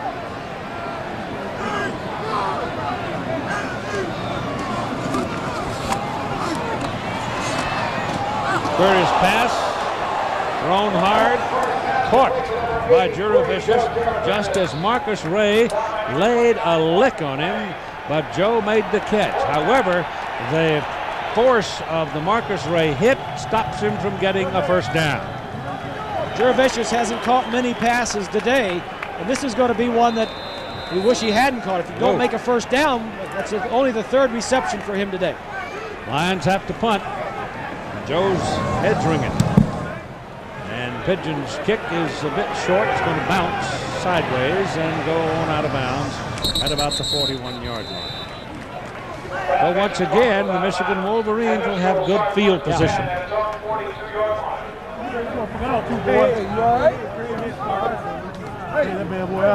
Here's a look at Michigan defense today.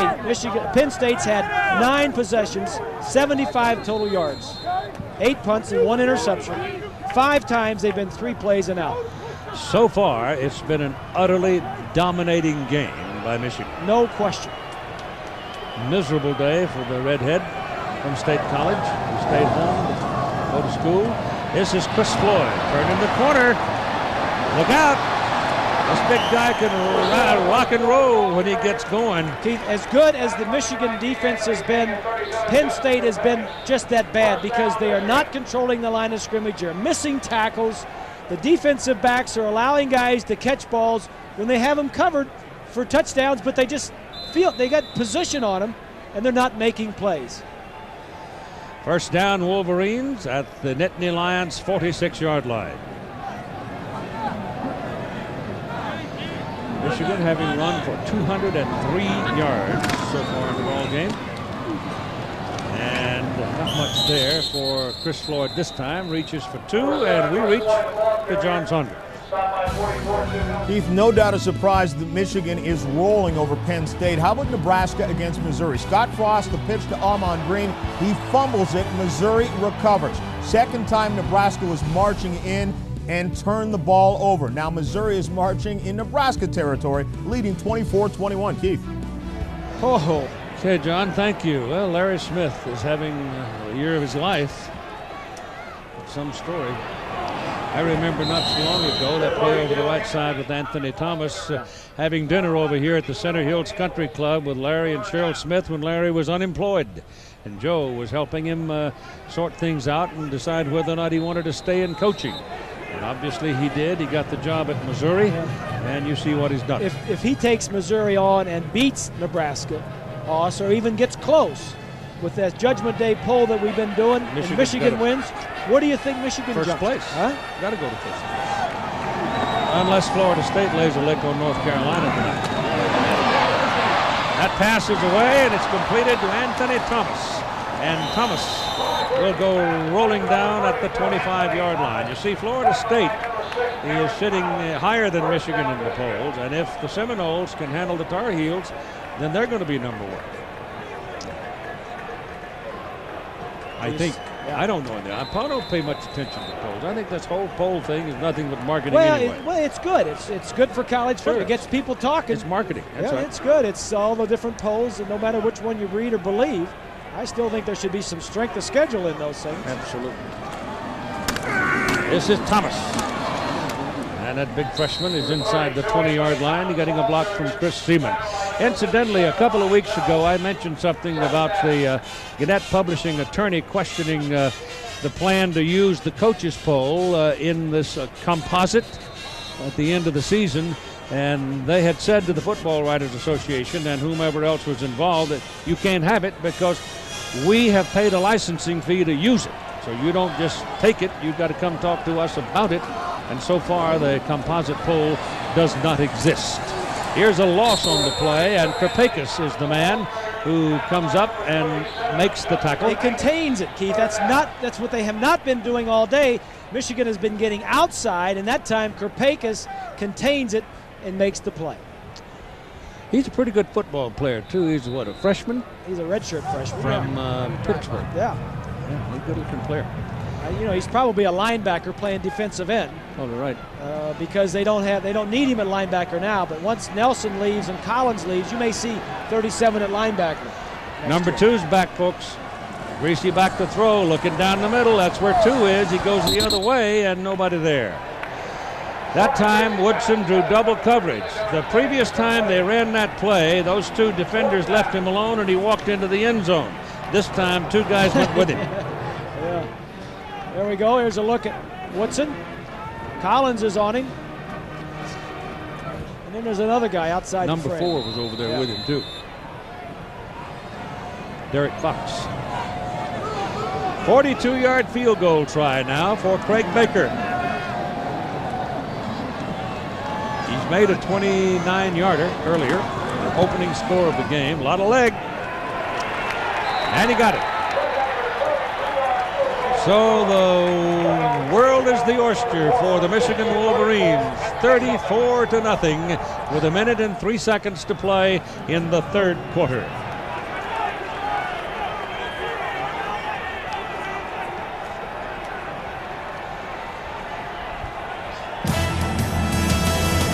Monday night on ABC, the bad boys of Magic, Penn and Teller, show their specialized brand of amazing trickery in Penn and Teller's Home Invasion Magic. There will be a special guest appearance by Drew Carey and Mimi. And on Monday night football, the 49ers will be over in Philadelphia against the Eagles.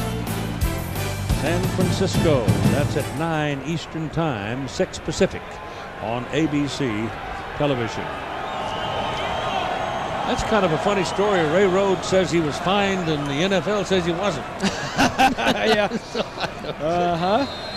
I'd be cancel that check, Ray. Low lining kick goes right through the legs of the shortstop down at the 4-yard line and beyond the field of play. It'll come out to the 20. Kenny Watson didn't get the glove down on that one.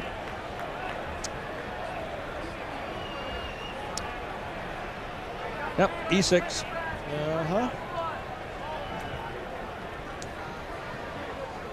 Put it on the 20. It's a very quiet, big old stadium. A record crowd of 97,498, and they're just stumped. And Michigan came in and quieted them down right from the start. That pass was thrown in the direction of Concho Brown and misses a little bit behind him. Either that or he had turned the wrong way, and once again we've got a light rain falling. Query has not played well the last few games, Keith. Started out great the first 4 games, and then the last few games has not done as well. And Franny Ganner was saying yesterday he was looking for the deep pass, and he was looking for Jurevicius too much. But these type of conditions now where the rain's coming down, it's tough because the ball's going to be wet. It's going to be flying over everywhere. Here's your reverse with Chaffee Fields coming back into traffic and being taken down at the 25. And so they'll be looking at 3rd down and 5 with Deonne Jones making the tackle. Joe Paterno, the biggest defeat at home. 1984 to Pitt. I think that might be in danger here today. The worst was back in '66 when they lost to UCLA. And that was a game I think I might have done out on the West Coast. That ball is thrown to Joe Brown. It's intercepted. It was intended for Concho Brown, and now they wave it up. Knocked it out, yeah.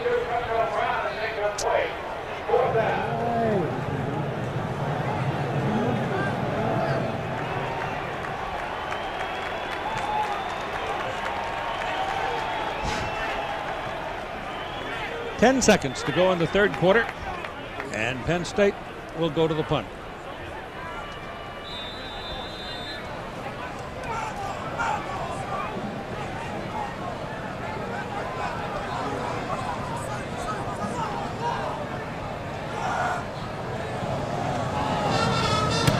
Pigeon gets it out. Oh, that's a good kick. Woodson takes it and goes down at about the 29-yard line. And 2 ticks remain on the third quarter clock as the Michigan offense returns to the field. The way the defense is playing, Michigan almost surely has enough points. Now, I think Michigan, all they want to do is just take time off the clock now, Keith. It's one of those days. They go to Madison, Wisconsin next week. Penn State will go to Purdue, and both Purdue and Wisconsin won close, tough games today. With Wisconsin beating Iowa up at Madison. Did I hear somewhere where Ron Dane was injured in that ball game? I didn't hear that. I don't know. Chris Howard carries, and we have played 3 quarters with Michigan leading 34-0. We'll be back after this word from our ABC station.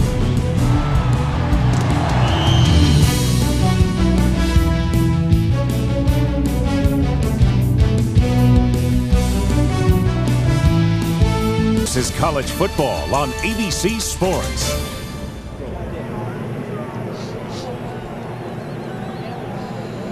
We go to the final quarter of play at State College, Pennsylvania. 34-0. Michigan leading Penn State.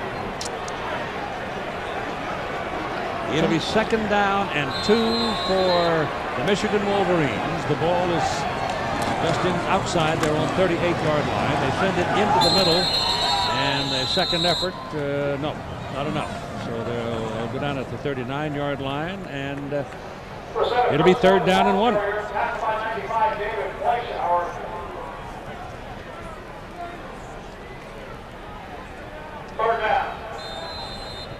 Big night for Brian Greasy.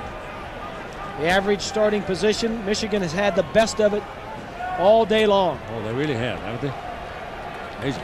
38-yard line for Michigan, and Penn State has not had good field position, plus they've been going against that tough defense. On 3rd and 1, they give it to Chris Howard, who's been a workhorse tonight, and Chris will pick up the 1st down as he gets out to the 41-yard line.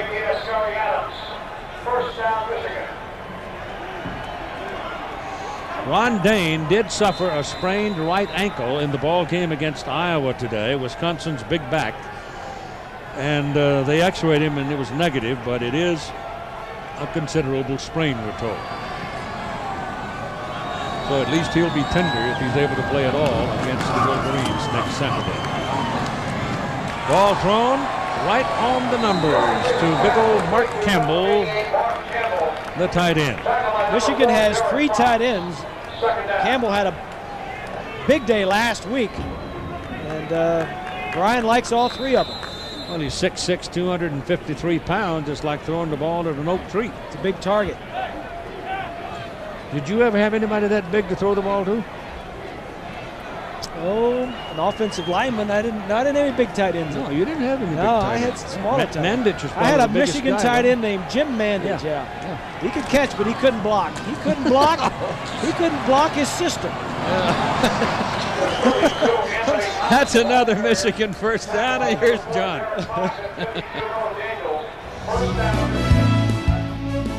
Keith, Nebraska and Missouri. Scott Frost trying to lead the Cornhuskers back. This time, again with the fake, he keeps it, tries to stretch across, gets it down to the goal line, and from there he would take it in a play later. That was not a fumble, of course, he was already down. But Nebraska grabs the lead. Missouri's in their territory again, though.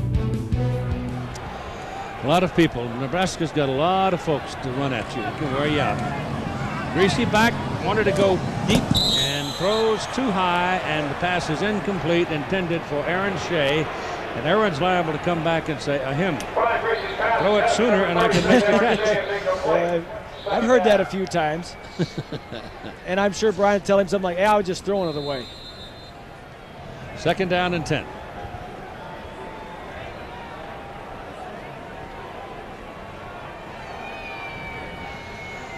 We might refresh your memory that collision, that violent collision we had between Bob Stevenson and Adrian Taylor. Both of them came off the field. Both have been checked, and we understand both have been cleared to the doctor. This is a handoff into the middle, and Chris Howard keeps pounding away and is going to wind up with a pretty good gain of about 6 yards. This has been a physical game, Keith. When you come to the Big Ten, you're going to get physical play. This was a big play early in the game that got Michigan going. This was also the significant in the last time that two undefeated Big Ten teams met this late in the season was back in 1973 when Ohio State and Michigan played to a 10-10 tie, and the ADs voted the Buckeyes the Rose Bowl trip, and Michigan stayed home. That pass is incomplete. It was thrown to Aaron Shea right in front of Ascari Adams, and Aaron couldn't quite keep a hand on the handle.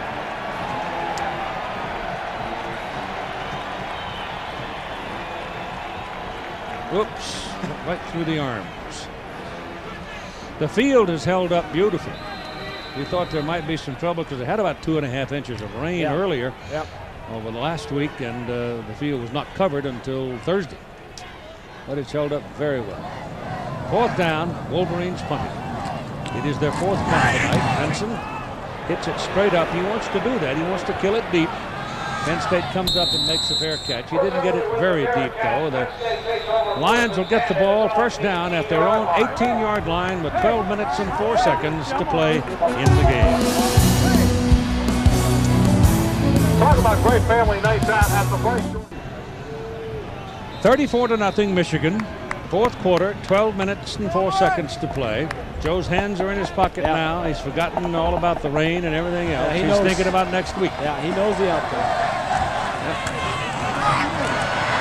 There's a pretty good sized play right here with Curtis Enos carrying, getting it out to the 35-yard line, and a 1st down for the Nittany Lions.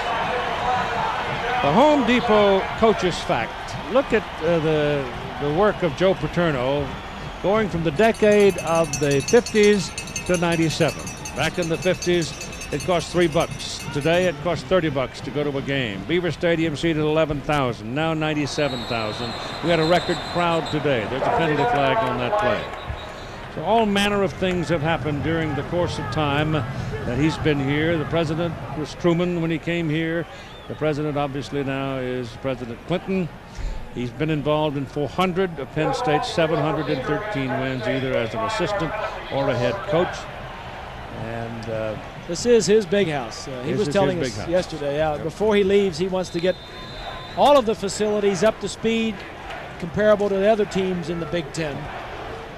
So when he leaves Penn State, they'll leave it in the first class. It's pretty good shape right now. Yes, McQuarrie throws to the sideline. The pass is caught by Anthony Cleary, and Anthony is out of bounds at the 40.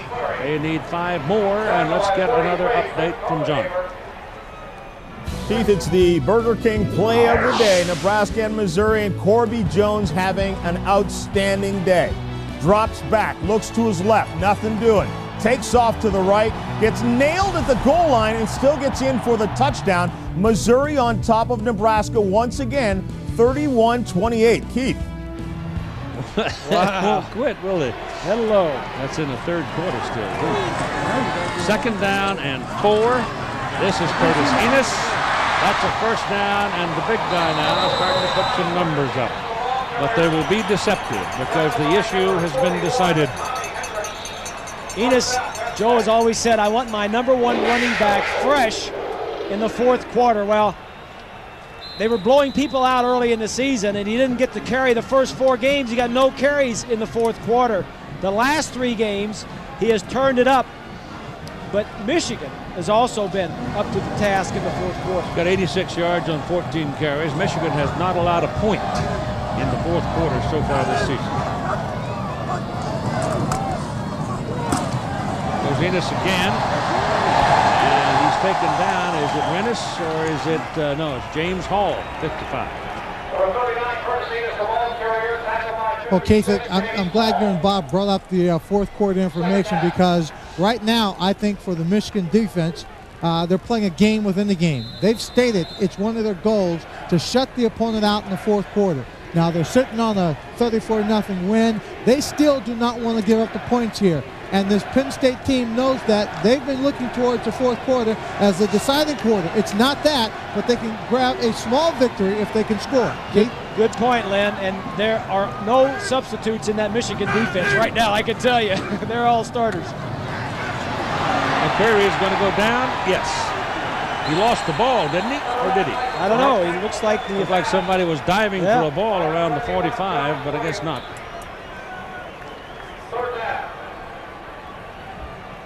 The Michigan defensive line just dominating the offensive line. Renus is 58, getting a little penetration up the middle, which flushes him and gets a part of him immediately. And then Williams is there, and Hall puts him down. That's 5 sacks by the Wolverines. It'll be 3rd down and 19 now. Chaffee Fields is out there. He'll be one of the wideouts toward the near side at the bottom of the picture. Passes away for Fields. He makes the catch. He's a running back playing at wide receiver. And they've stopped him short of the first down by about a yard or so. Might be 4th down country. I mean, the 4 down area here. I mean, why not? Yeah, why not? Is right. This Michigan defense, Keith, has given up 1 touchdown pass in all season. That's in every game. They've given up 1 touchdown pass and have picked off 19 interceptions. They've had 19 interceptions, 1 touchdown pass for that defense. They are dominant. They're going on 4th and 1. Outside the pocket. Where he can run for it and chooses to lob it instead and gets his first down out of it, I think. Oh, it's close. Depends where they mark it. I think he's got it. Pettigrew was in between Wolverines. And they may want to measure.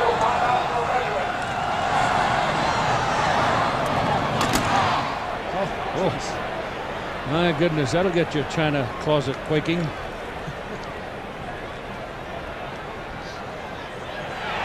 got it.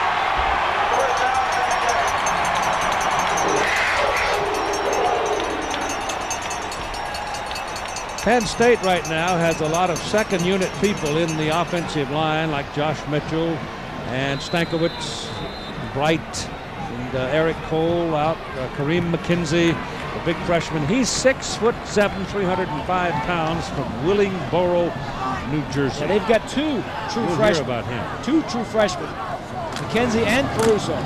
This is Enos. Oh, look at that quickness. He's trying to 4th quarter him, and he's moving on down toward the Michigan goal line. And Jim Herman walking up and down the sidelines. His bunch has not given up a point, remember, in the 4th quarter. Enos has not given up. I mean, this kid is a great kid, Keith, and he will not quit. He's got 3 true freshman offensive linemen ahead of him now, and he's running just as hard as he ever has.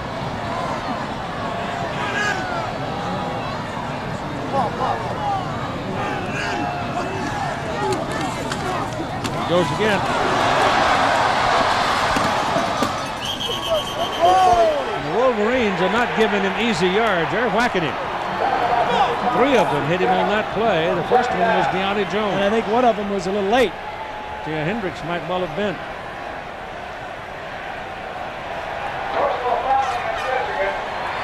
So it's a personal foul call against Michigan. And that's going to really put Penn State down to knock on the door. Enos now with 17 carries and 102 yards. Personal foul against Michigan. They will move it half the distance to the goal. First down, Penn State. He moved up the notch a bit there, you can see, with 102 yards, passing Matt Suey. A lot of numbers on there, aren't there? Yep. A lot of real estate covered. The ball is just on the 10 now. The ball inside, actually, with the rear of it facing 10. Cordell Mitchell is in the backfield with Enos. And it's Mitchell. He's right to the goal line. He sort of ran over Charles Woodson there. He bit Woodson backwards in order to get it down near the goal line. So it's going to be 2nd down and goal from less than a yard.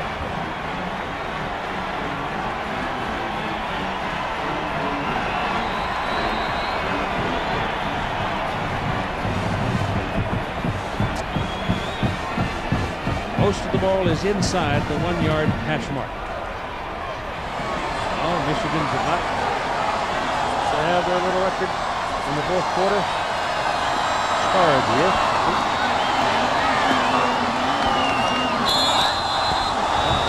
Ran out of time. Play clock. And McQuarrie, rather than give up the 5 yards at this point, spent the timeout. That's their last one. How about 6 minutes and 16 seconds remaining.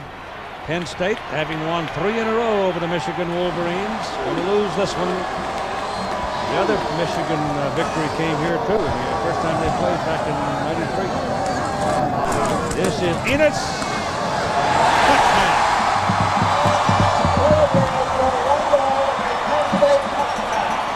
So Curtis Enos pounds into the end zone, and Michigan has now been scored on in the '97 season. Curtis Enos has a lot of pride, and the one thing he can say is, hey, let's take it down and break that record. Let's put 7 points on the board in the fourth quarter against this team. That's one thing we can get out of this. He was proud of it and happy for that offensive line.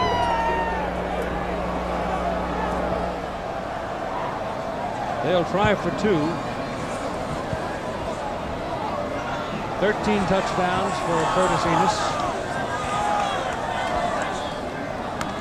Still having a great year. We got an injury. Will come out of this a little wiser too. Yeah, he started out the year just on fire and then has cooled down a little bit. They faced a superior defensive team here today.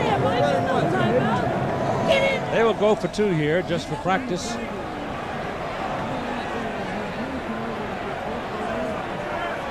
Michigan with all of its times out remaining, and Penn State now none remaining.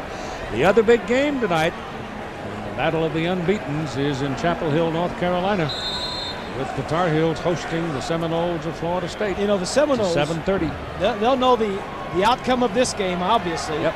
And they'll also know that either Nebraska certainly has struggled today or maybe getting beat. Yep. So if they win down there and win big, they could be one. It's good. Thrown to Curtis Enos. So it is Michigan 34, Curtis Enos 8. At 6:12 to play in the game.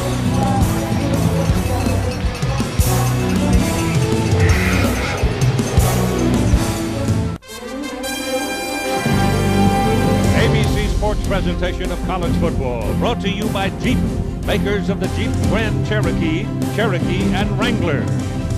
By the Home Depot, America's home improvement coach. By Visa, it's everywhere you want to be. And by State Farm Insurance. Like a good neighbor, State Farm is there.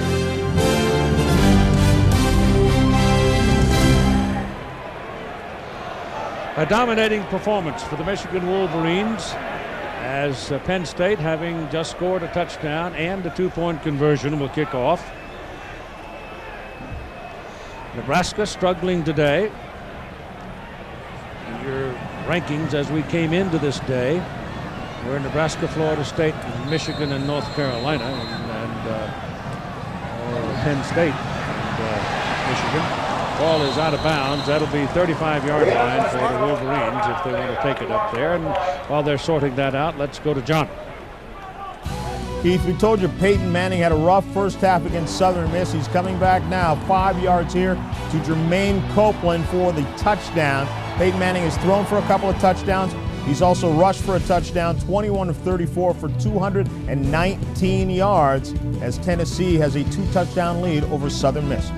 Meanwhile, Nebraska and Missouri. Nebraska's just kicked a field goal, tied up at 31 apiece. Keith. And they've got 10.5 minutes to play in the final quarter. Tom Brady has come in at quarterback now for Michigan. They take the ball where it went out of bounds, up at the 48-yard line. So Brady is going to get some snaps now and get a little seasoning for his future. Into the right side of the line, and now they have the field flooded with substitutes as the Wolverines coaches are substituting freely. But Lloyd Carr made this comment about his football team a couple of days ago, and I thought it perhaps revealed the feeling of the whole unit. Let's listen to it. Well, I think the chemistry is outstanding on this team. I think we've done a good job in terms of, as a team, being selfless. We don't worry about who's getting the stats, who's getting you know, their name in the paper, who's going to be All-American. I think it's been a very selfless team. Get a bunch of guys who've got talent going at that emotional level, that kind of respect for each other, and they're hard to handle.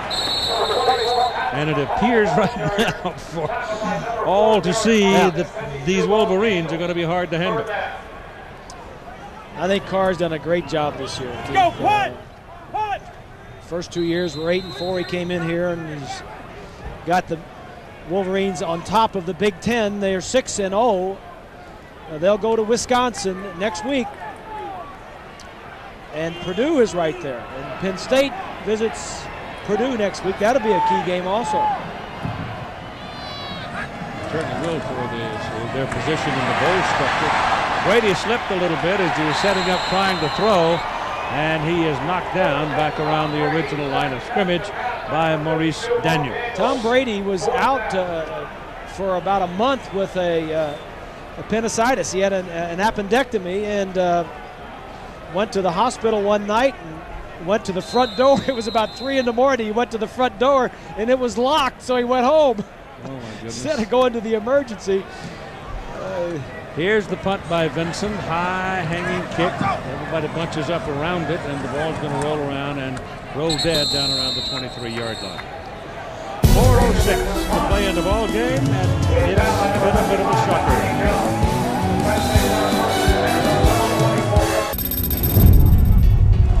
Carter in the middle, didn't make it. Here's Gary Collins throwing. Ingram, touchdown. Penn State. It's a touchdown, Penn State. See you later. Touchdown, Penn State. Well, they started this competition back in '93. Michigan won the first one here. Then Penn State ran off 3 in a row, and now Michigan has won its second also here. And Penn State goes to the attack now. The pass is thrown, and it is incomplete up at the 40-yard line for Titus Pettigrew. We're running out the clock, as a matter of fact, in this ball game. Marcus Ray defending on that play. And the string has been broken for no scoring in the fourth quarter, so Ray comes out and other defenders are coming out. It was a brilliant night for the people who play in the trenches for Michigan. Tackle to tackle, both sides of the ball. The first half, however, it was particularly outstanding performance from Brian Greasy that rolled out to a 24-0 lead for the Wolverines, and they never looked back. Penalty flags on the field.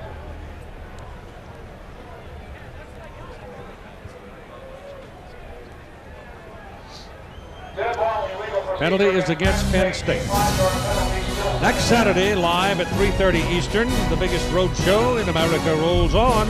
We will have Michigan at Wisconsin for those of you in the Big Ten country. North Carolina at Clemson, Washington, and UCLA. A very big ball game in the Pac-10. And with the Rose Bowl on the line, and the Huskies, when last we heard, were being beaten by Oregon. UCLA off and healing, and the Bruins are very much in the hunt for the Rose Bowl spot. That was Cordell Mitchell carrying on that play. So you'd want to check your local listings for the games in your area for next Saturday.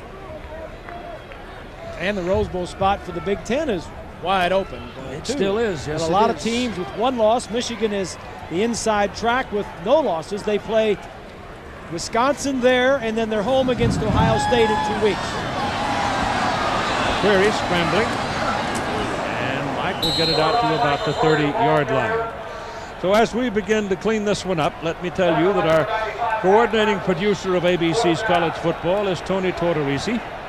Today's game produced by Jay Rothman. Send all your cards and letters to him, please. Directed by Chip Dean. Our technical director, Gary Larkins. Associate producer, Margaret Schaefer. Associate director, Fred King. Production director, Scott Silberman. Technical operations manager, Jim Licata. This will be the 10th punt of the ball game for Penn State. And folks are going home now. High kick, fair caught, dropped, and covered at the 24-yard line by Michigan. James Whitley, one of the freshmen, almost lost it. It's Michigan ball now as we run out the clock. Beaver Stadium, Penn State University. First down for the Wolverines. The quarterback is Scott Dreisbach, who's back now, recovered from a hand injury and getting some playing time as well. And it's Patrick McCall carrying on that play. The Penn State defenders, those who have played much of the game, obviously kind of worn out now, and it's just a matter of letting the clock roll along. Let me pay our respects to the other ladies and gentlemen who've helped us today. Assistant to the producer, Chapman Downs and Jason Lewis. Our statistician is Mark Ametto. Spotter, Kelly Hayes. Computer stats, Craig Rothberg. Our sideline coordinator, Dick Schafter. And that noble, stout fellow down on the field suffering through the elements, Lynn Swan. He's held up magnificently. He'll be home in a little while, too. College football today produced by Charles Copeland. And look out. This is Ray Jackson, who's come off injury himself, getting some playing time and a big gain and a first down. College football today directed by Calvin Haywood. Our technical director, Gary Boyarsky. The New York remote coordinator, Bruce Clark. Hey, Keith. Yes, sir. Bob, I wanted to share a quote with you from Joe Paterno's press conference. Listen to this. He says, I think that young Greasy is probably very similar to his dad in that he is tough mentally and physically. He is smart. He has a great feel for the game. He is not interested in how many passes he completes or to whom he completes them. He is more interested in just getting the football moved down the field and uses all of the things he has with him. And in all honesty, Bob, I think he's a little bit better than you are. Yeah, but you didn't. I agree, Swanee. I agree. You didn't read the last part of that, or the part that I heard. And Joe said it tongue-in-cheek. He says, and besides all that, I think Brian's a little bit smarter than his dad because his dad's in TV. It's also worth remembering that the old man is 51 years old, too. Hey, what's wrong with that? You can't throw it as far as you used to. That's what. But he had the lowest golf score in the family this summer. Yes, and I was proud to tell him that, and he was not happy to hear that. We are now at 38 seconds to play in the ball game. We are going to take those of you watching to the finish of Nebraska, Missouri, just as soon as the time expires here. And we wrap this one. We'll show you the finish of Nebraska, Missouri, and it's 31-31 tie, last I heard. So we've got a player from Penn State shaken up and hurt on the play. Here are your Chevrolet most valuable players of the game. Brian Greasy for Michigan, 14 out of 22, 151 yards, 2 touchdowns. He gained 46 yards on 5 carries, and his father did not have a vote. The most valuable player is Curtis Enos for Penn State. Curtis had 18 carries for 103 yards and a touchdown and a 2-point conversion catch. Chevrolet donating $1,000 to each school's general scholarship fund to reward outstanding students for academic achievements. It's been a Chevy tradition for more than a quarter of a century. 45-yard line.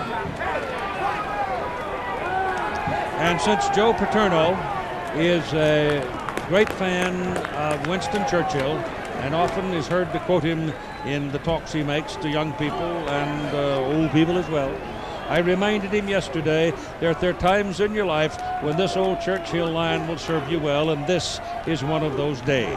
Success is the ability to go from failure to failure without a loss of enthusiasm. And he said, geez, I'm glad. I hope I don't ever experience that. He just got half of it today. Yes, he did.